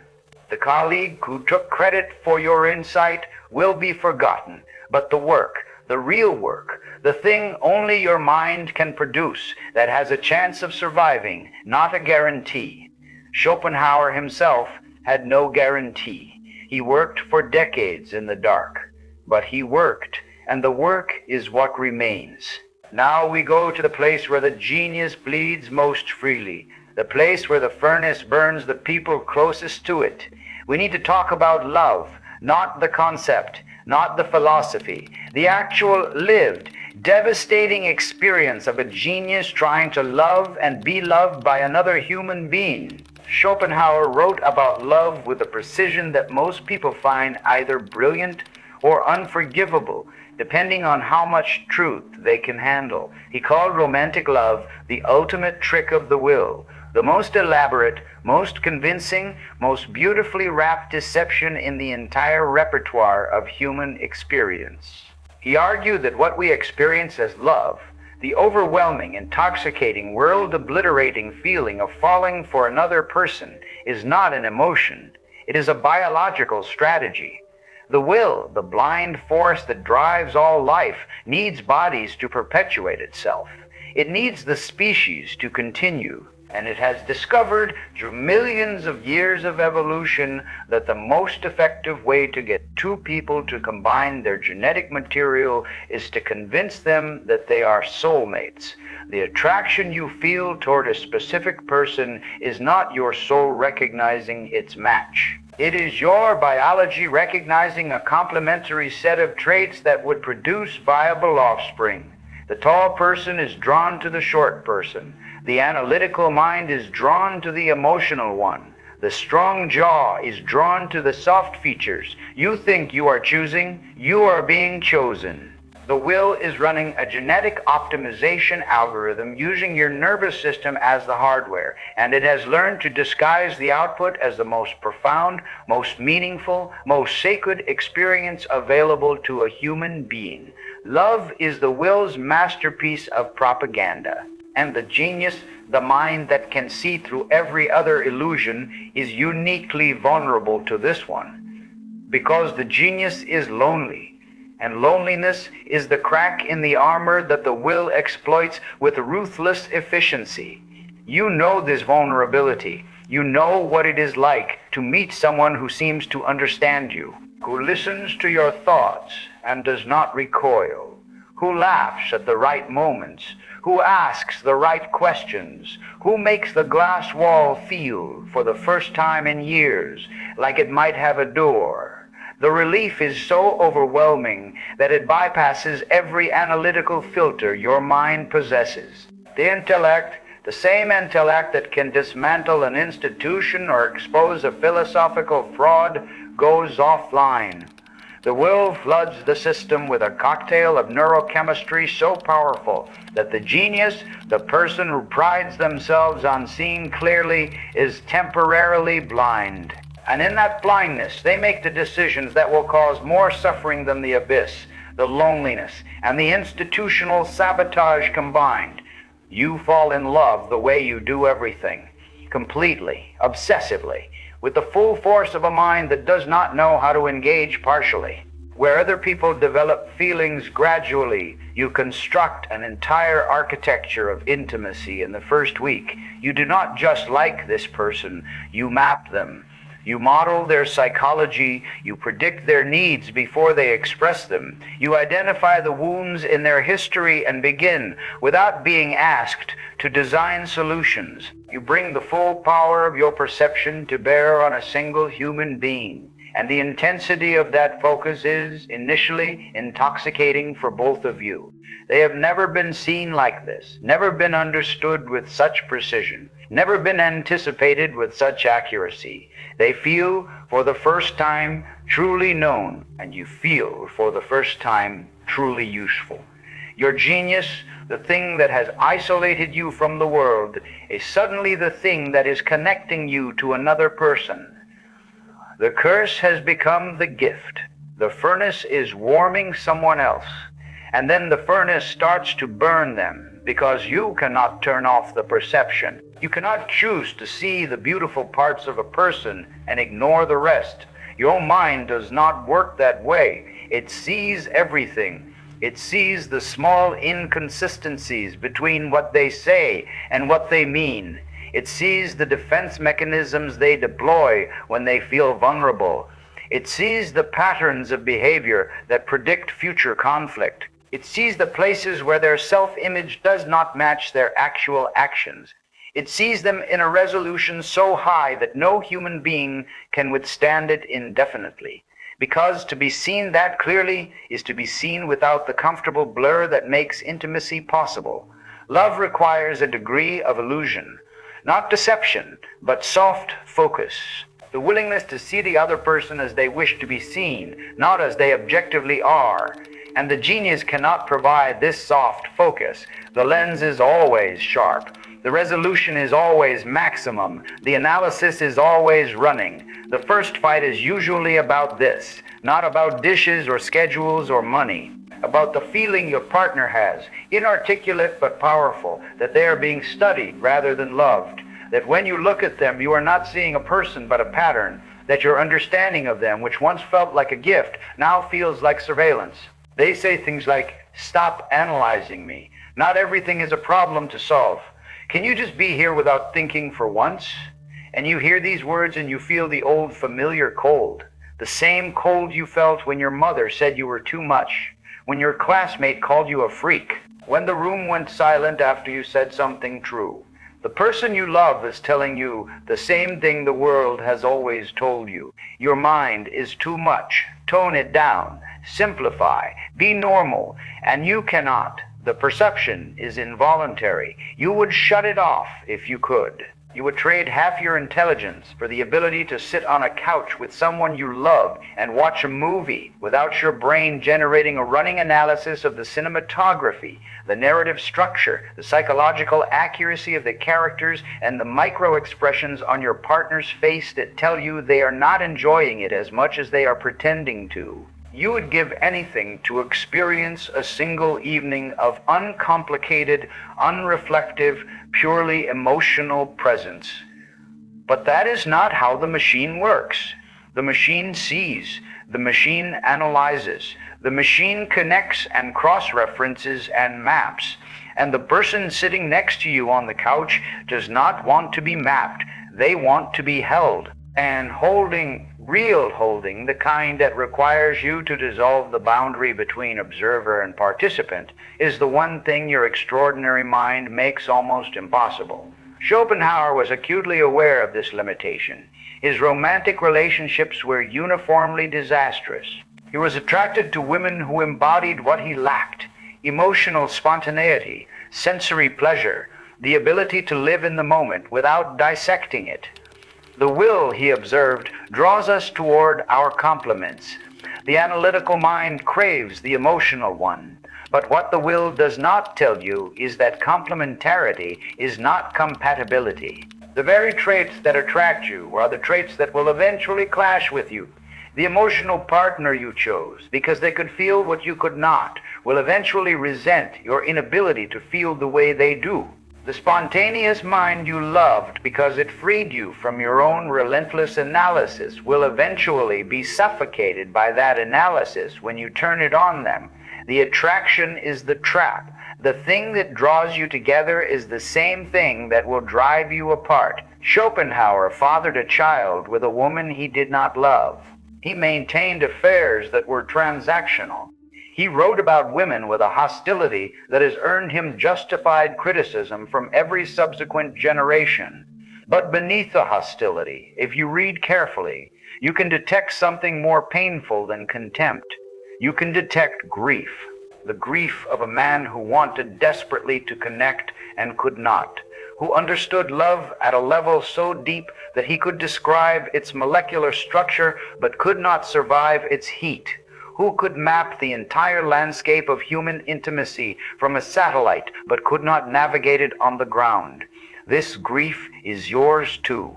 You carry it in the relationships that ended not because of betrayal or cruelty, but because of the slow, grinding erosion of being too much, too perceptive, too analytical, too honest, too deep. You carry it in the friendships that plateaued because you hit the ceiling of the other person's depth and found yourself starving for a conversation that could go one level further, just one level further, and they could not follow. You'll carry it in the quiet, private knowledge that the person sleeping next to you, the person who says they love you, loves the phenomenon, the mask, the translated, simplified, socially acceptable version. They have never met the thing in itself, and if they did, they would leave. The genius's deepest fear in relationships is not rejection. Rejection is survivable. The genius's deepest fear is acceptance of the wrong version. Being loved for the mask, because when you are loved for the mask, you are not loved at all. You are a costume being embraced by someone who believes the costume is a person. And every time they say, "I love you," you hear a sentence with an invisible asterisk. I love you, asterisk, the version of you that I can handle. I love you, asterisk, as long as you keep the real you locked in that room. I love you, asterisk, but not the part that scares me. This is the loneliness within intimacy, the most sophisticated and most agonizing form of isolation that exists. You are in a relationship. You are physically held, you are verbally affirmed, and you are utterly, catastrophically alone, because the thing that makes you, you, the furnace, the perception, the relentless depth, is the thing that has been exiled from the relationship as a condition of its survival.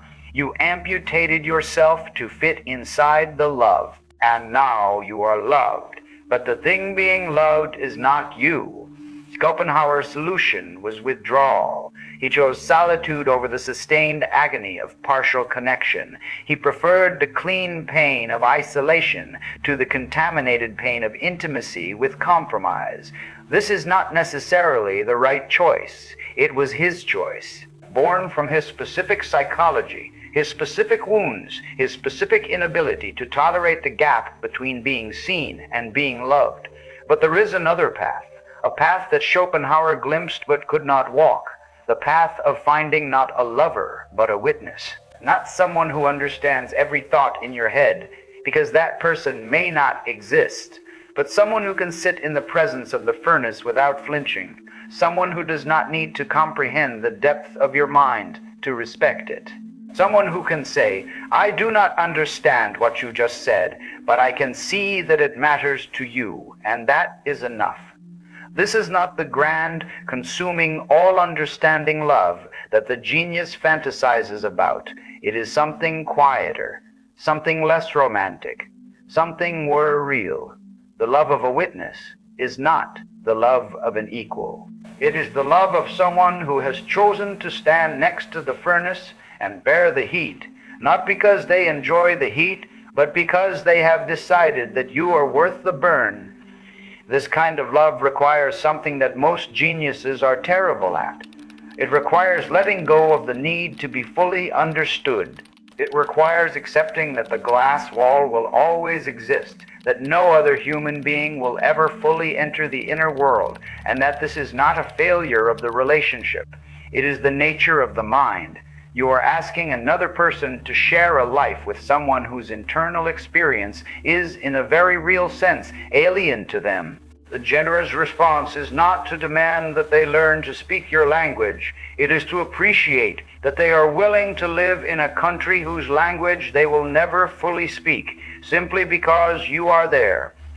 Schopenhauer could not manage this generosity. His intellect would not allow him to accept a partial connection as sufficient. He wanted full comprehension or nothing, and so he got nothing. And he called the nothing philosophy, and the philosophy was brilliant, and the brilliance did not keep him warm at night.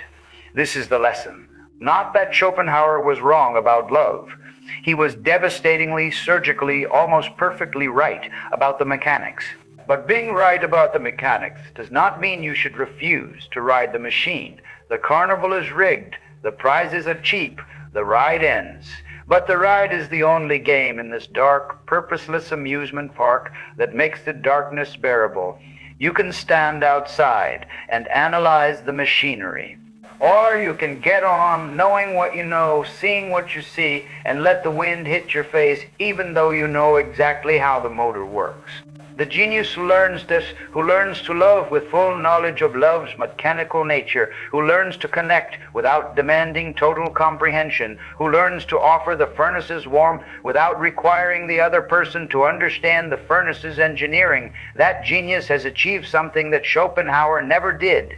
They have beaten the will at its own game, not by negating it, by using it, by riding the blind force with open eyes, by falling in love with the full knowledge that love is a trick, and choosing the trick anyway, not because they are fooled, but because the experience of the trick, the warmth, the closeness, the moment of skin against skin where the analysis stops for half a second, is worth the price of the ticket.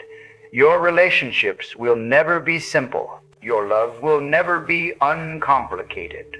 Your intimacy will always carry the weight of a mind that cannot stop perceiving. But the weight is not a death sentence, it is a cost. And everything worth having in this life has a cost.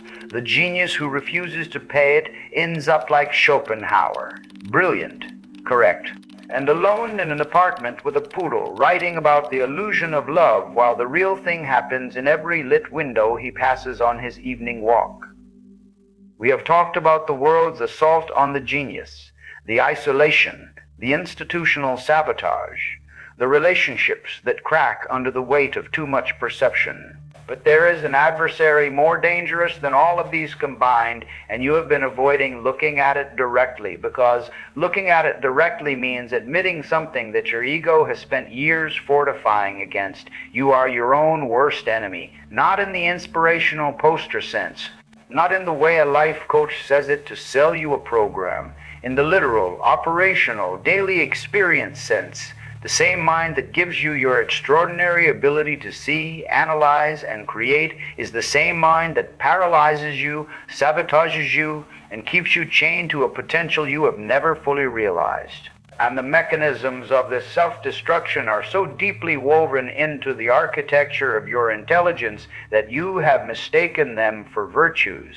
Let us start with the one you are most proud of, the one you have defended your entire life as evidence of your superiority, the one that has cost you more than every external obstacle combined. Perfectionism. You believe your perfectionism is a standard, a commitment to excellence, a refusal to produce anything below the level your mind can conceive. You wear it like a badge. You say things like, "I would rather do it right than do it fast." You look at the sloppy, mediocre output of the people around you, and you feel a quiet, private satisfaction that you would never allow yourself to produce something so careless. Your standards are higher, your taste is more refined. Your internal quality control is set to a threshold that most people cannot even perceive, let alone achieve. And this is exactly why you have not finished the thing. You know the thing, the project, the book, the business, the piece of work that you have been carrying inside your head for months or years or decades, the thing that, when you imagine it completed, fills you with a feeling so close to purpose that it is almost unbearable. You have started it, maybe multiple times. You have outlines, notes, drafts, sketches, fragments scattered across hard drives and notebooks and voice memos. You have thought about it so deeply and so thoroughly that the version in your head is a masterpiece. It is perfect. It is exactly the thing the world needs. It is the culmination of everything your mind has been building toward since the day you first realized you were different.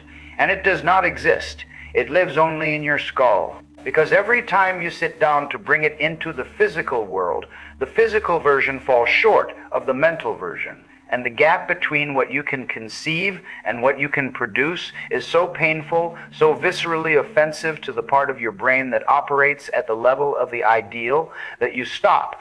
You close the laptop, you put down the pen. You tell yourself you need more research, more preparation, more time. You tell yourself the conditions are not right, the tools are not adequate, the moment has not arrived, and the masterpiece stays locked inside your head, perfect, untouched, and completely useless.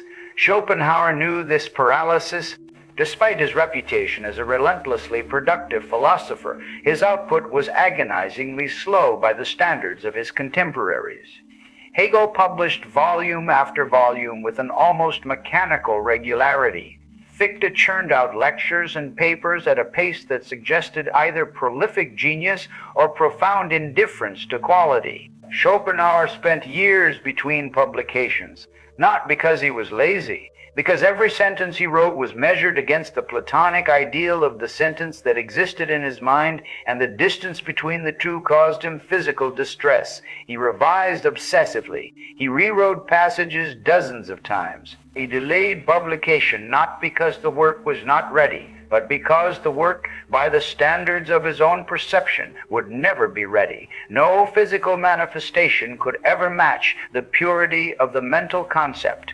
And so the act of creation was, for him, a perpetual exercise in grief. The grief of watching the ideal degrade into the actual, the grief of seeing the masterpiece in your mind and holding the rough draft in your hands. This is the mechanism you must understand. Your perfectionism is not a high standard. It is a defense mechanism. It is your ego's most sophisticated strategy for avoiding the one thing it fears more than failure: exposure. As long as the masterpiece stays in your head, it is perfect. It is invulnerable. It cannot be criticized because it does not exist. It cannot be rejected because it has never been submitted. It cannot fall short because it has never been measured against anything except your own imagination. Your perfectionism is a fortress built around an idea to protect it from the only thing that can give it value, contact with reality. And the cost of this protection is everything. Every day the work stays inside your head is a day its potential impact is zero. A masterpiece that exists only in the mind of its creator has exactly the same effect on the world as a masterpiece that was never conceived. The brilliance is identical to the absence of brilliance. The genius who never produces is indistinguishable from the person who has nothing to produce.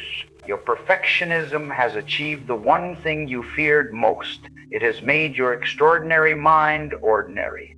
Because ordinariness is not about capacity, it is about output. And your output, filtered through the impossible standards of a mind that can conceive of perfection but lives in a world that only supports approximation, is a fraction of what it should be. Schopenhauer overcame this, not by lowering his standards, by accepting a brutal truth that his ego resisted for years. The truth is this: the gap between the ideal and the actual is not a flaw in the creative process. It is the creative process. The work is not supposed to match the vision.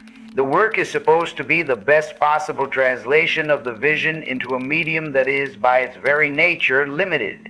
Language cannot capture the full depth of thought. Paint cannot capture the full spectrum of perception. Music cannot capture the full complexity of emotion. Every act of creation is an act of compression. You are taking something infinite, the inner world of a genius, and forcing it through a finite aperture, the tools and materials available to a human being operating in physical reality. Something will be lost, always. The question is not whether the loss is acceptable. The question is whether the thing that survives the compression is worth more than the thing that was never compressed at all. The answer, if you are honest, is obvious. A flawed book that exists is infinitely more valuable than a perfect book that does not. A rough painting that hangs on a wall and makes one person stop and think is infinitely more powerful than a masterpiece that lives and dies inside the painter's skull. The compression is not the enemy. The refusal to compress is the enemy. And the refusal to compress is the enemy. And the refusal is driven not by your fear, the fear of being seen, the fear of being judged, the fear that the world will look at the gap between what you produced and what you are capable of producing and conclude that you are not what you believed yourself to be. This is the genius's imposter syndrome. And it is a specific, vicious variant that operates differently from the ordinary kind. The ordinary imposter syndrome says, I am not as good as people think I am. The genius's imposter syndrome says, I am not as good as I know I could be. The standard is not external, it is internal. You are not comparing yourself to the people around you. You are comparing yourself to the version of yourself that exists in the theoretical space of your full potential. And that version, the version that has executed every idea perfectly, that has never compromised, never simplified, never fallen short, that version is a ghost. It has never existed. It will never exist. It is a projection of the intellect, a mathematical abstraction, a limit that can be approached but never reached. And you are measuring your actual, physical, limited self against an abstraction and feeling like a fraud because you do not match. Schopenhauer measured himself against Kant, not the real Kant, who was a flesh and blood man with his own compromises and limitations, the idealized Kant. The Kant who existed in Schopenhauer's mind as the perfect philosopher, the ultimate standard against which all subsequent philosophy must be measured. And this idealized Kant was, of course, impossible to match, because the idealized version of any predecessor is not a person. It is a highlight reel. It is the best sentences extracted from the best works, viewed through the most generous possible interpretation. No living, working, struggling thinker can compete with a highlight reel. The genius looks at the canon of great works and sees finished products. They do not see the drafts. They do not see the deleted paragraphs. They do not see the 3 a.m. despair of the creator staring at a page that refuses to cooperate. They see the polished result and they compare it to their own unpolished process, and they conclude that they are failing. They are not failing. They are creating. And creating at the level of the genius is indistinguishable from failing until it is finished. This leads to the second enemy within, the one that works in partnership with perfectionism to ensure that the genius produces as little as possible: procrastination. Not the lazy, distracted, scrolling through your phone kind of procrastination. The genius does not procrastinate because they lack discipline. They procrastinate because the act of beginning requires a confrontation with the gap between the ideal and the actual that their nervous system registers as genuine threat. Sitting down to write the first page of the book is not an act of creation for the genius. It is an act of violence against the perfect version that exists in their mind. The first word on the page is the first crack in the ideal. The first sentence is the first compromise. The first paragraph is proof that the work will not be what you imagined. And your mind, the same mind that can see 12 moves ahead in a chess game, can see the entire trajectory of compromise stretching out before you have typed a single word. You are not avoiding the work because it is hard. You are avoiding the work because you can already see with devastating clarity the distance between what it will be and what it should be. And that distance feels like dying. So you prepare instead. You research, you outline, you plan, you organize your workspace, you read one more book on the subject, you take one more course, you gather one more data point, you mistake preparation for progress, you confuse the feeling of readiness with the act of beginning, and the preparation stretches on indefinitely because the standard for ready is set by the same perfectionist mechanism that set the standard for the work itself. You will never be ready enough. There will always be one more thing to learn, one more angle to consider, one more variable to account for. The preparation is not the path to the work. It is the escape from the work. It is the most intellectually respectable form of avoidance ever devised. You are not procrastinating. You are conducting thorough research. You are not avoiding the page. You are ensuring the quality of what will eventually appear on it. And the quality never arrives because the page never gets written. Schopenhauer wrote The World as Will and Representation over a period of approximately 4 years. This sounds productive until you consider that he had been thinking about its core ideas since his adolescence. He had spent over a decade preparing, reading every relevant philosopher, learning Sanskrit to access the Upanishads in their original language, attending anatomy lectures to understand the physiology of perception, studying physics, mathematics, and biology. He had prepared with an intensity that would make a modern doctoral candidate weep. And still, when he finally sat down to write, the act of beginning was agonizing. Because the book in his head was perfect, and the book on the page was merely extraordinary, and to a mind calibrated for perfection, extraordinary feels like failure. He pushed through, not gracefully, not with the calm discipline of the productivity guru, with the desperate, ugly, grinding determination of a man who understood that the alternative to writing a flawed masterpiece was writing nothing at all. And nothing for a mind like his was not an option. Nothing was the abyss. Nothing was the abyss. Nothing was the void. Nothing was the negation of the will in its most destructive form, the form that does not transcend desire but simply collapses under its own weight. He wrote because the only thing more painful than the gap between the ideal and the actual was the prospect of the ideal dying inside him without ever having been translated into the world at all. This is the choice you face every day, not between perfection and mediocrity, between imperfect existence and perfect non-existence, between the flawed thing that breeds and the immaculate thing that was never born. Your perfectionism will dress this choice up in sophisticated language. It will tell you that waiting is responsible, that preparing is prudent, that the world deserves your best work, and your best work is not ready yet. Do not listen. Your perfectionism is not your ally. It is the will wearing the mask of quality. It is the blind, irrational force of self-preservation disguised as artistic integrity. It wants to keep the ideal safe inside your head, because inside your head it is protected. Inside your head it cannot be attacked, criticized, or revealed as anything less than the genius you believe yourself to be. Your perfectionism is protecting your ego, not your work. Kill it, not your standards. Your paralysis. There is a difference, and the difference is everything. Standards guide the work while it is being done. Paralysis prevents the work from being done at all. Standards say, this sentence can be better. Revise it. Paralysis says, this sentence will never be good enough. Delete it. Standards improve. Paralysis prevents. And the genius, the mind that cannot stop analyzing, must learn the difference or spend their entire life curating a museum of invisible masterpieces that no one will ever visit.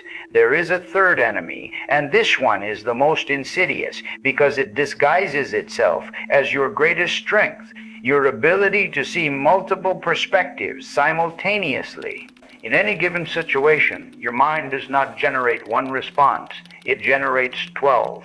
You do not see one path. You see a network of paths. You see a network of paths, each with its own probability of success, its own set of trade-offs, its own cascade of consequences. Where the average person sees a decision, you see a decision tree with branches extending into a fog of contingency and uncertainty. This is an extraordinary cognitive ability. It allows you to anticipate problems before they arise.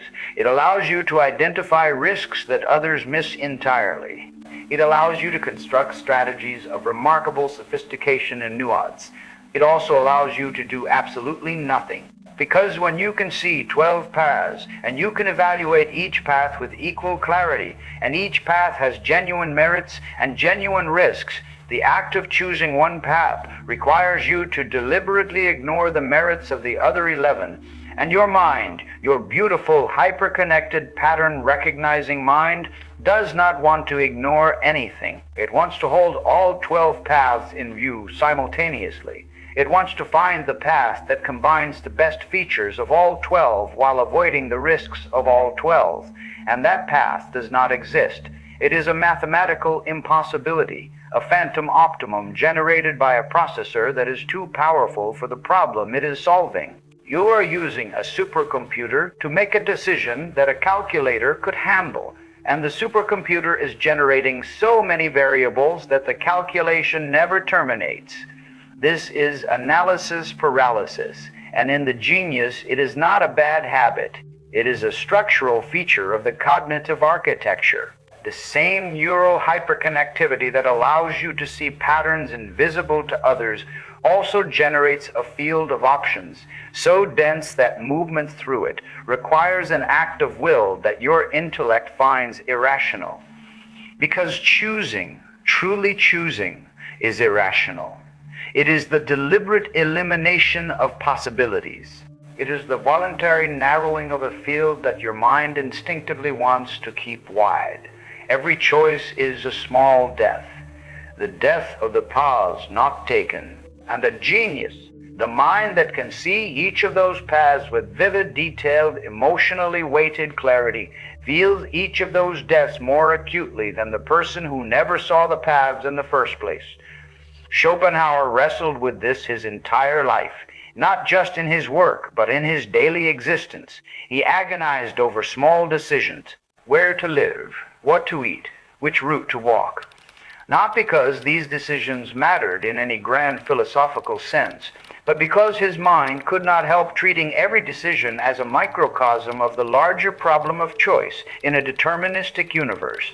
If the will drives all action, then is any choice truly a choice? If every decision is the output of a causal chain stretching back to the beginning of time, then the agonizing is itself predetermined, which makes the agonizing absurd, which is itself an agonizing realization. The loop tightens, the mind spins, and the genius stands in the doorway, unable to step through, not because they do not know which room to enter, but because they know too much about every room available. The solution is not less thinking. You cannot think less any more than you can see less. The solution is what Schopenhauer ultimately practiced, even if he never explicitly prescribed it: the acceptance of imperfect action as the only alternative to perfect inaction. You will never have enough information to make the optimal choice. You will never eliminate all risks. You will never find the path that satisfies every criterion your mind generates. You must choose anyway, not because the choice is right, because the act of choosing is the only thing that converts potential into actual, the only thing that takes the masterpiece out of your head and puts it into the world, the only thing that turns the furnace from a torture chamber into a forge. Every genius who has ever produced a body of work that mattered did so not by finding the perfect path, but by committing to an imperfect one and correcting course as they moved. The work is not a single decision. It is a series of decisions, each one flawed, each one revisable, each one slightly better than the last, because the act of deciding generated information that was not available before the decision was made. You cannot think your way to a masterpiece. You must move your way to one. And movement by definition requires leaving the 12 paths behind and walking down one.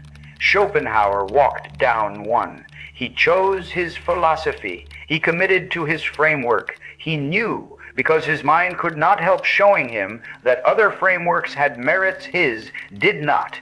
He knew that his system had gaps, inconsistencies, and vulnerabilities. He chose it anyway. He chose it because it was the closest approximation to the truth that his mind could produce, and a close approximation that exists is worth more than a perfect truth that does not. And then he spent the rest of his life refining, revising, defending, and deepening that choice. Not because the choice was perfect, because the choice was made. And a made choice, fed by the full power of a genius mind, can grow into something that an unmade choice never will. You have been waiting for the perfect moment to begin. The perfect conditions. The perfect conditions.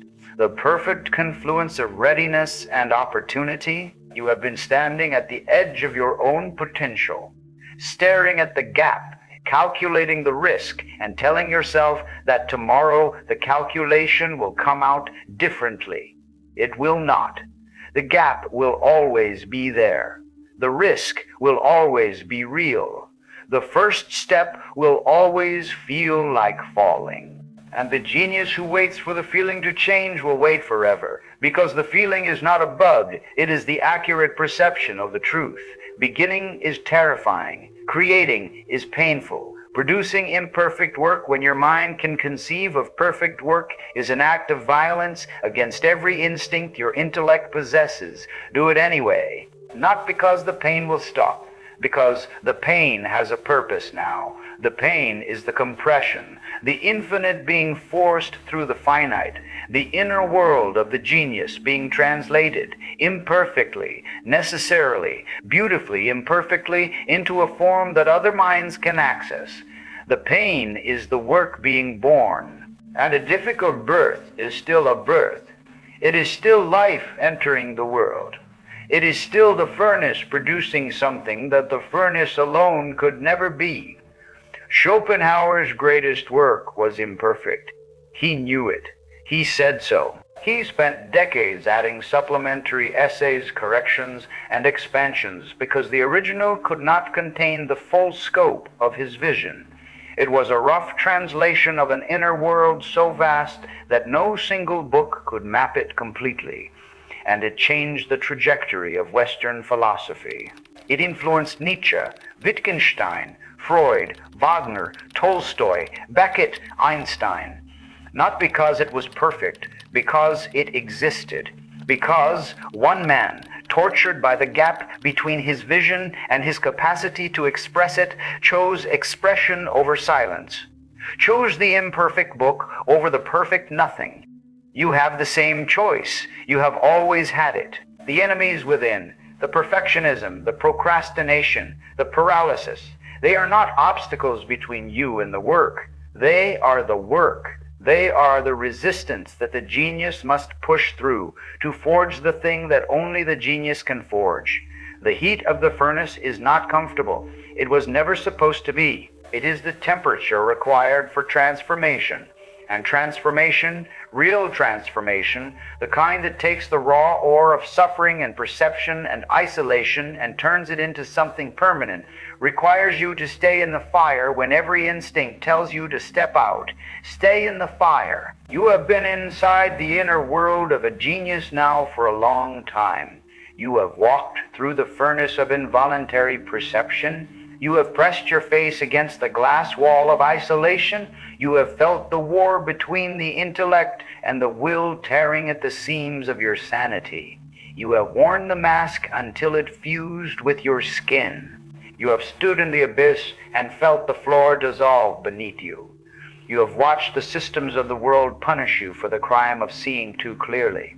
You have bled in relationships that could not survive the heat of your mind. You have fought the enemies within, the perfectionism, the paralysis, the procrastination, and you have felt the weight of every unfinished masterpiece you carry. Now we talk about what comes after, not after the pain stops. The pain does not stop. Schopenhauer was honest about this in a way that most philosophers are too cowardly to be. The genius does not graduate from suffering, the furnace does not cool, the will does not release its grip, the pendulum does not stop swinging. There is no stage of enlightenment where the mind that sees too much finally relaxes into a comfortable fog and starts enjoying brunch. That is a fantasy sold by people who have never operated at your depth. People for whom inner peace is an achievable state rather than a conceptual impossibility, for a brain wired to perceive the machinery behind every peaceful moment. What comes after is not peace. It is architecture, the deliberate, conscious, unsentimental construction of a life that uses the furnace instead of being consumed by it. Not a life of comfort, a life of function, a life designed not by the standards of the world, which were never built for you, but by the standards of the only engineer qualified to build it.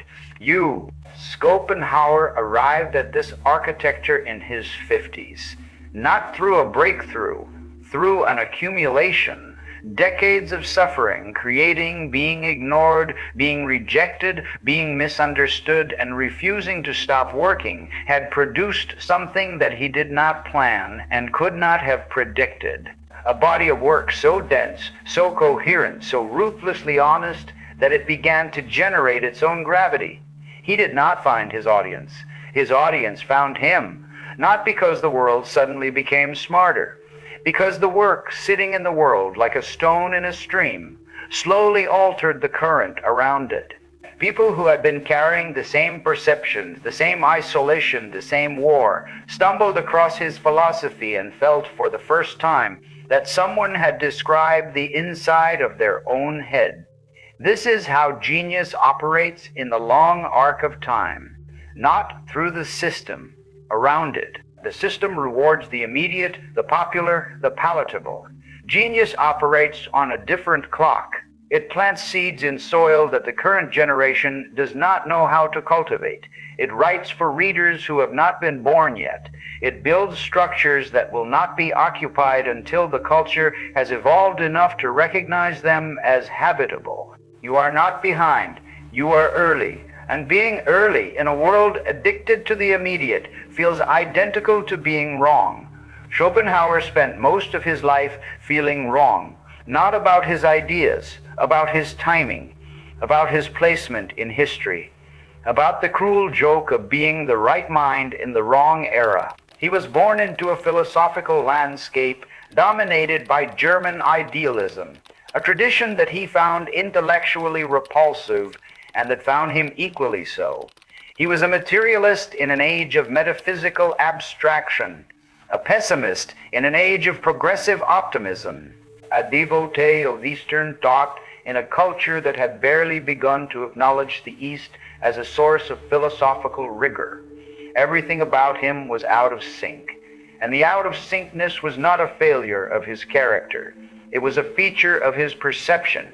He was seeing further than the culture had traveled, and a mind that sees further than the culture has traveled will always appear to the culture to be looking in the wrong direction. You feel this, the sense that your ideas, your instincts, your way of processing the world is somehow out of phase with the people around you. They are excited about things that you can already see the limitations of. They're worried about problems that you solved internally months ago. They're just arriving at conclusions that you departed from years back. The conversations around you feel like reruns. The debates feel like echoes. The intellectual landscape of your daily life feels like visiting a museum of your own discarded thoughts. Not because you are arrogant, because your mind has already been where they are going, and the distance between where you are and where they are is the exact measure of your displacement in time. This displacement is not a flaw to be corrected. It is a compass to be followed. Because the things your mind sees before others see them are not random. They're the leading edge of a pattern that the culture has not yet recognized. Your discomfort with the current conversation is information. Your boredom with the prevailing framework is data. Your restlessness, the sense that something larger and more important is happening beneath the surface of the obvious, that is the involuntary perception doing exactly what it has always done, showing you the deeper structure before the surface has revealed it. You are not out of touch. You are in touch with something that has not yet made contact with the mainstream, and the mainstream will catch up. It always does. The question is whether you will have built something by the time it arrives. This is the architect's mindset. The understanding that your function is not to participate in the current conversation, but to construct the framework for the next one. The genius does not compete on the playing field the world has built. The genius builds a new playing field, and the construction happens in the same place it has always happened, in the private, unwitnessed, agonizing hours of creation that the world will never see and could never appreciate. Schopenhauer built his playing field alone. No collaborators, no mentors, no institutional support, no audience for decades. He built it word by word, thought by thought, in the solitary confinement of his own mind. And when the playing field was finished, when the work was complete, when the architecture stood on its own without needing the scaffolding of his personality or his social network to support it, the world came, slowly, reluctantly, with the grudging recognition of a species that has been shown a mirror it did not ask for but cannot look away from. His late life was, by his own standards, something approaching contentment. Not happiness, he would have spit on the word, but a kind of functional alignment between the inner world and the outer world that he had never previously experienced. His philosophy was being read. His ideas were being discussed. Young thinkers were arriving at his door, not as fans, but as minds that had been shaped by his work and wanted to push it further. He was, for the first time in his life, not alone in his own landscape. Others had found the terrain. Others were building on it. The map he had drawn in the darkness was being used by travelers he would never meet. This is the vindication that the genius can hope for. Not applause, not fame, not the adulation of the crowd. The vindication of use. The knowledge that the thing you built, the thing that cost you your comfort, your relationships, your peace of mind, your ability to function as a normal human being, that thing has entered the world and is doing work. It is being read, applied, expanded, challenged, and transformed by other minds. It is alive in a way that transcends your individual existence. It has become part of the infrastructure of human thought, and that infrastructure will outlast your body, your name, your entire era. The work survives. This is the only immortality that Schopenhauer believed in, not the immortality of the soul, which he considered a childish fantasy. The immortality of the contribution, the idea that outlives the mind that conceived it. You want this. You may not say it out loud. You may dress it up in more modest language. You may tell yourself that you create for the process, for the joy of making, for the intrinsic satisfaction of the work itself. And that may be partly true. But underneath the humility, underneath the philosophical detachment, underneath the carefully constructed narrative of the artist who does not need an audience, there is a hunger, a specific, fierce, almost primal hunger to produce something that survives you, something that proves to the future, if not to the present, that you were here, that your mind existed, that the furnace burned, that the inner world, the private, agonizing, magnificent inner world of the genius was not just suffered but expressed, externalized, made visible, made permanent. This hunger is not vanity. It is the will's last, most sophisticated trick. And it is also, paradoxically, the genius's only legitimate escape from the will. Because the hunger to create, unlike the hunger for food or sex or status, does not evaporate upon satisfaction. The book that is finished does not leave the same flat, gray emptiness that a meal does. It leaves a new foundation, a new floor to build on, a new starting point for the next work. The creation feeds the creator in a way that consumption never can. And the genius, the mind trapped on the pendulum of wanting and having, discovers in the act of creation the closest thing to a fixed point that exists. Not stillness, not peace, but purpose. A direction that does not dissolve upon arrival. Schopenhauer found this fixed point in philosophy. You will find yours in whatever medium your mind has been circling around since childhood. The thing you keep coming back to, the thing that feels less like a choice and more like a gravitational field, the discipline, the craft, the arena where your involuntary perception is not a liability but a superpower, where seeing too much is not a curse but a qualification, where the depth that isolates you from the social world is the exact depth required to produce work that the social world has never seen. Finding this arena is not the hard part. You already know what it is. You have known since you were young. The hard part is committing to it with the full force of a mind that can see every reason not to, every risk, every potential failure, every path not taken, every opportunity cost. Your intellect will present you with a comprehensive case against commitment. It will show you the statistical probability of success. It will remind you of every genius who died in obscurity. It will calculate the expected value of a safe career versus the volatile, high-risk, emotionally devastating path of authentic creation. And the numbers will argue against the path. They always do. The numbers argue against every act of genius that has ever been committed.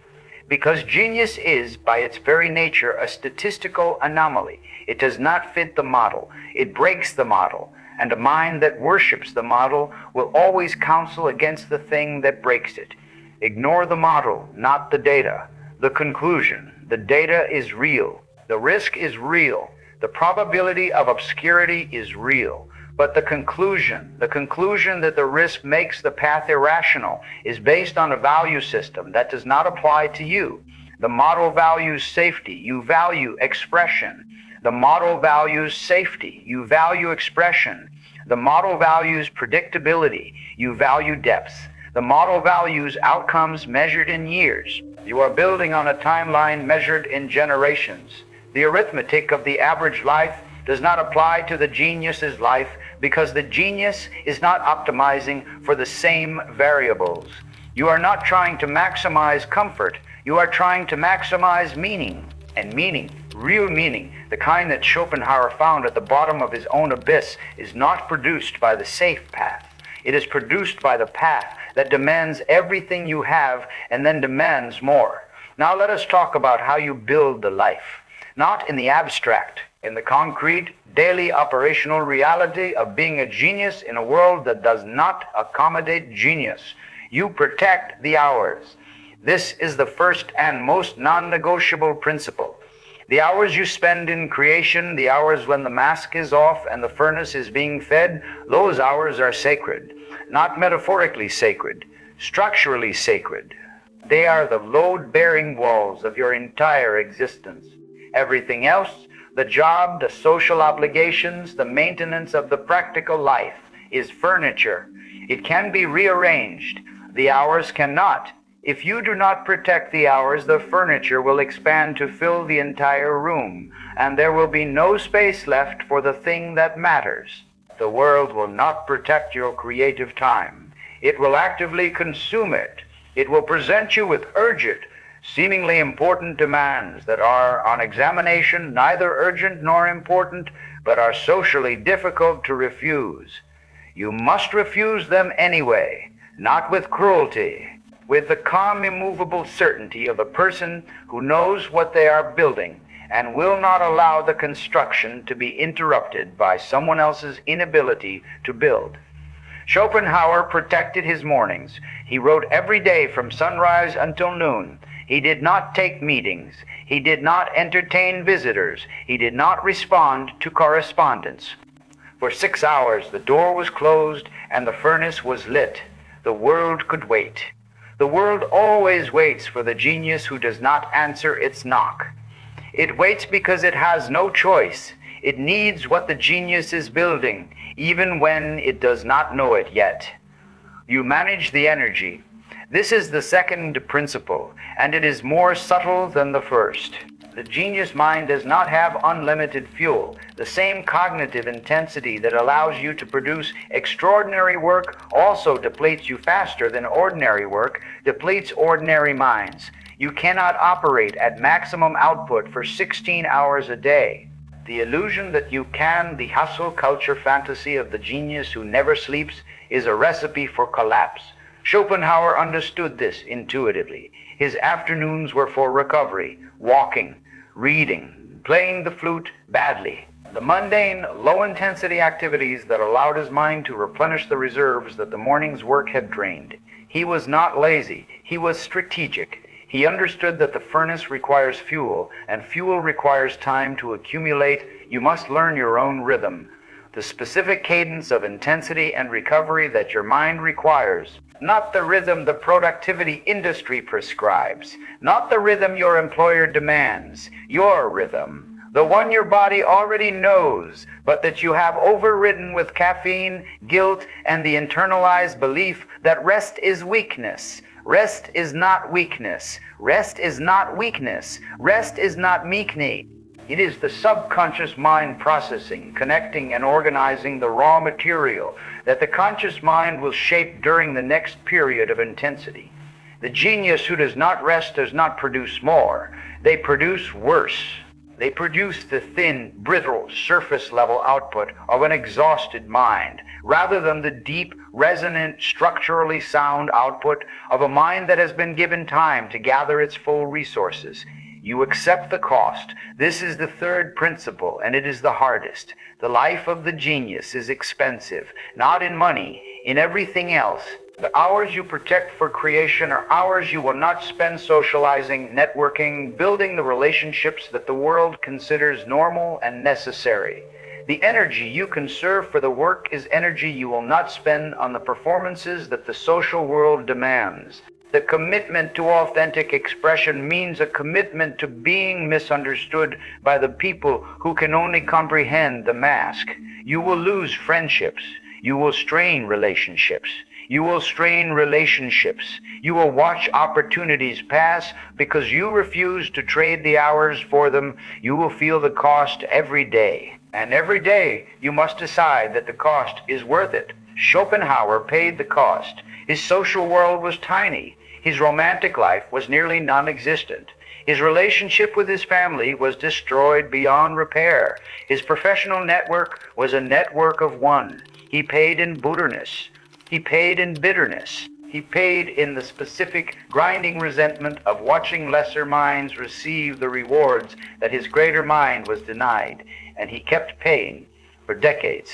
Because the alternative, the life where the furnace was allowed to cool, where the mask became the permanent face, where the inner world was slowly erased by the demands of the outer one, that life was not cheaper, it was more expensive. It cost the only thing he could not afford to lose, the work, the creation, the thing that justified the furnace's existence. You know the cost already. You have been paying it. The question is not whether you can afford it, it is whether you can afford not to pay it. Whether the life you would live if you stopped feeding the furnace, if you let the mask become permanent, if you surrendered the inner world to the demands of the outer one, whether that life would be bearable. Schopenhauer knew it would not be. He knew that a genius who stops creating does not become a comfortable, normal person. They become a haunted one. The person carrying an unexpressed world inside them like a pregnancy that will never come to term. The weight does not go away when you stop working. It increases. Because now you are carrying not just the perceptions and the patterns and the insights, but also the grief of never having expressed them. The furnace without an outlet does not cool, it detonates. So build, not when you feel ready, not when the conditions are right, not when the world gives you permission. Now, with whatever tools you have, in whatever hours you can protect, with whatever energy survives the demands of the practical life. Build the thing that your mind has been designing since childhood. Build it imperfectly. Build it roughly. Build it with the knowledge that the first version will be a pale shadow of the vision in your head and a commitment to making the second version slightly less pale. Build it in the dark if you must. Build it in silence if there is no one to hear. Build it for the readers who have not been born, the audience that does not yet exist, the future that will need the map you are drawing in the present. Schopenhauer built, alone, in the dark, for decades, and the building outlasted everything. It outlasted Hegel. It outlasted the academic establishment that rejected him. It outlasted the social world that could not accommodate him. It outlasted the century that misunderstood him.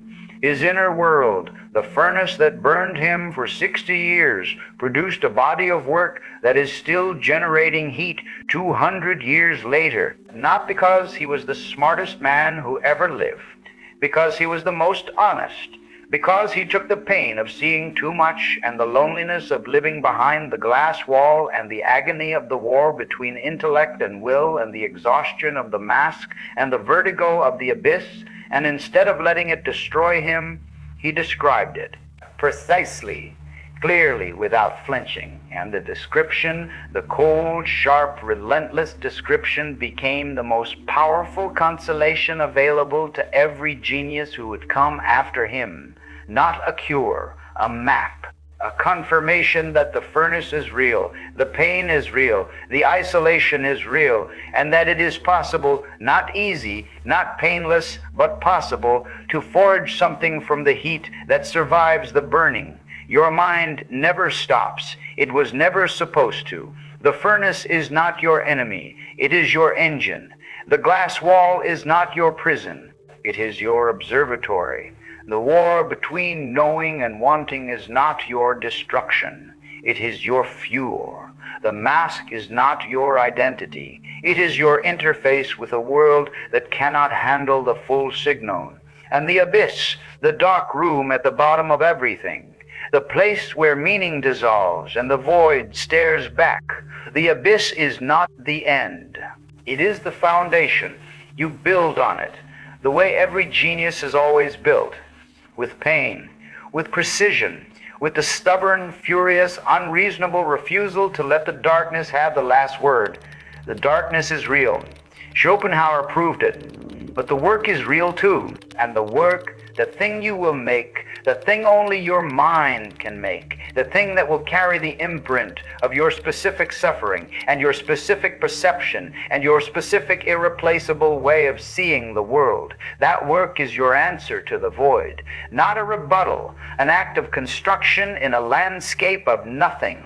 A fire built in a universe that is, by every rational assessment, cold.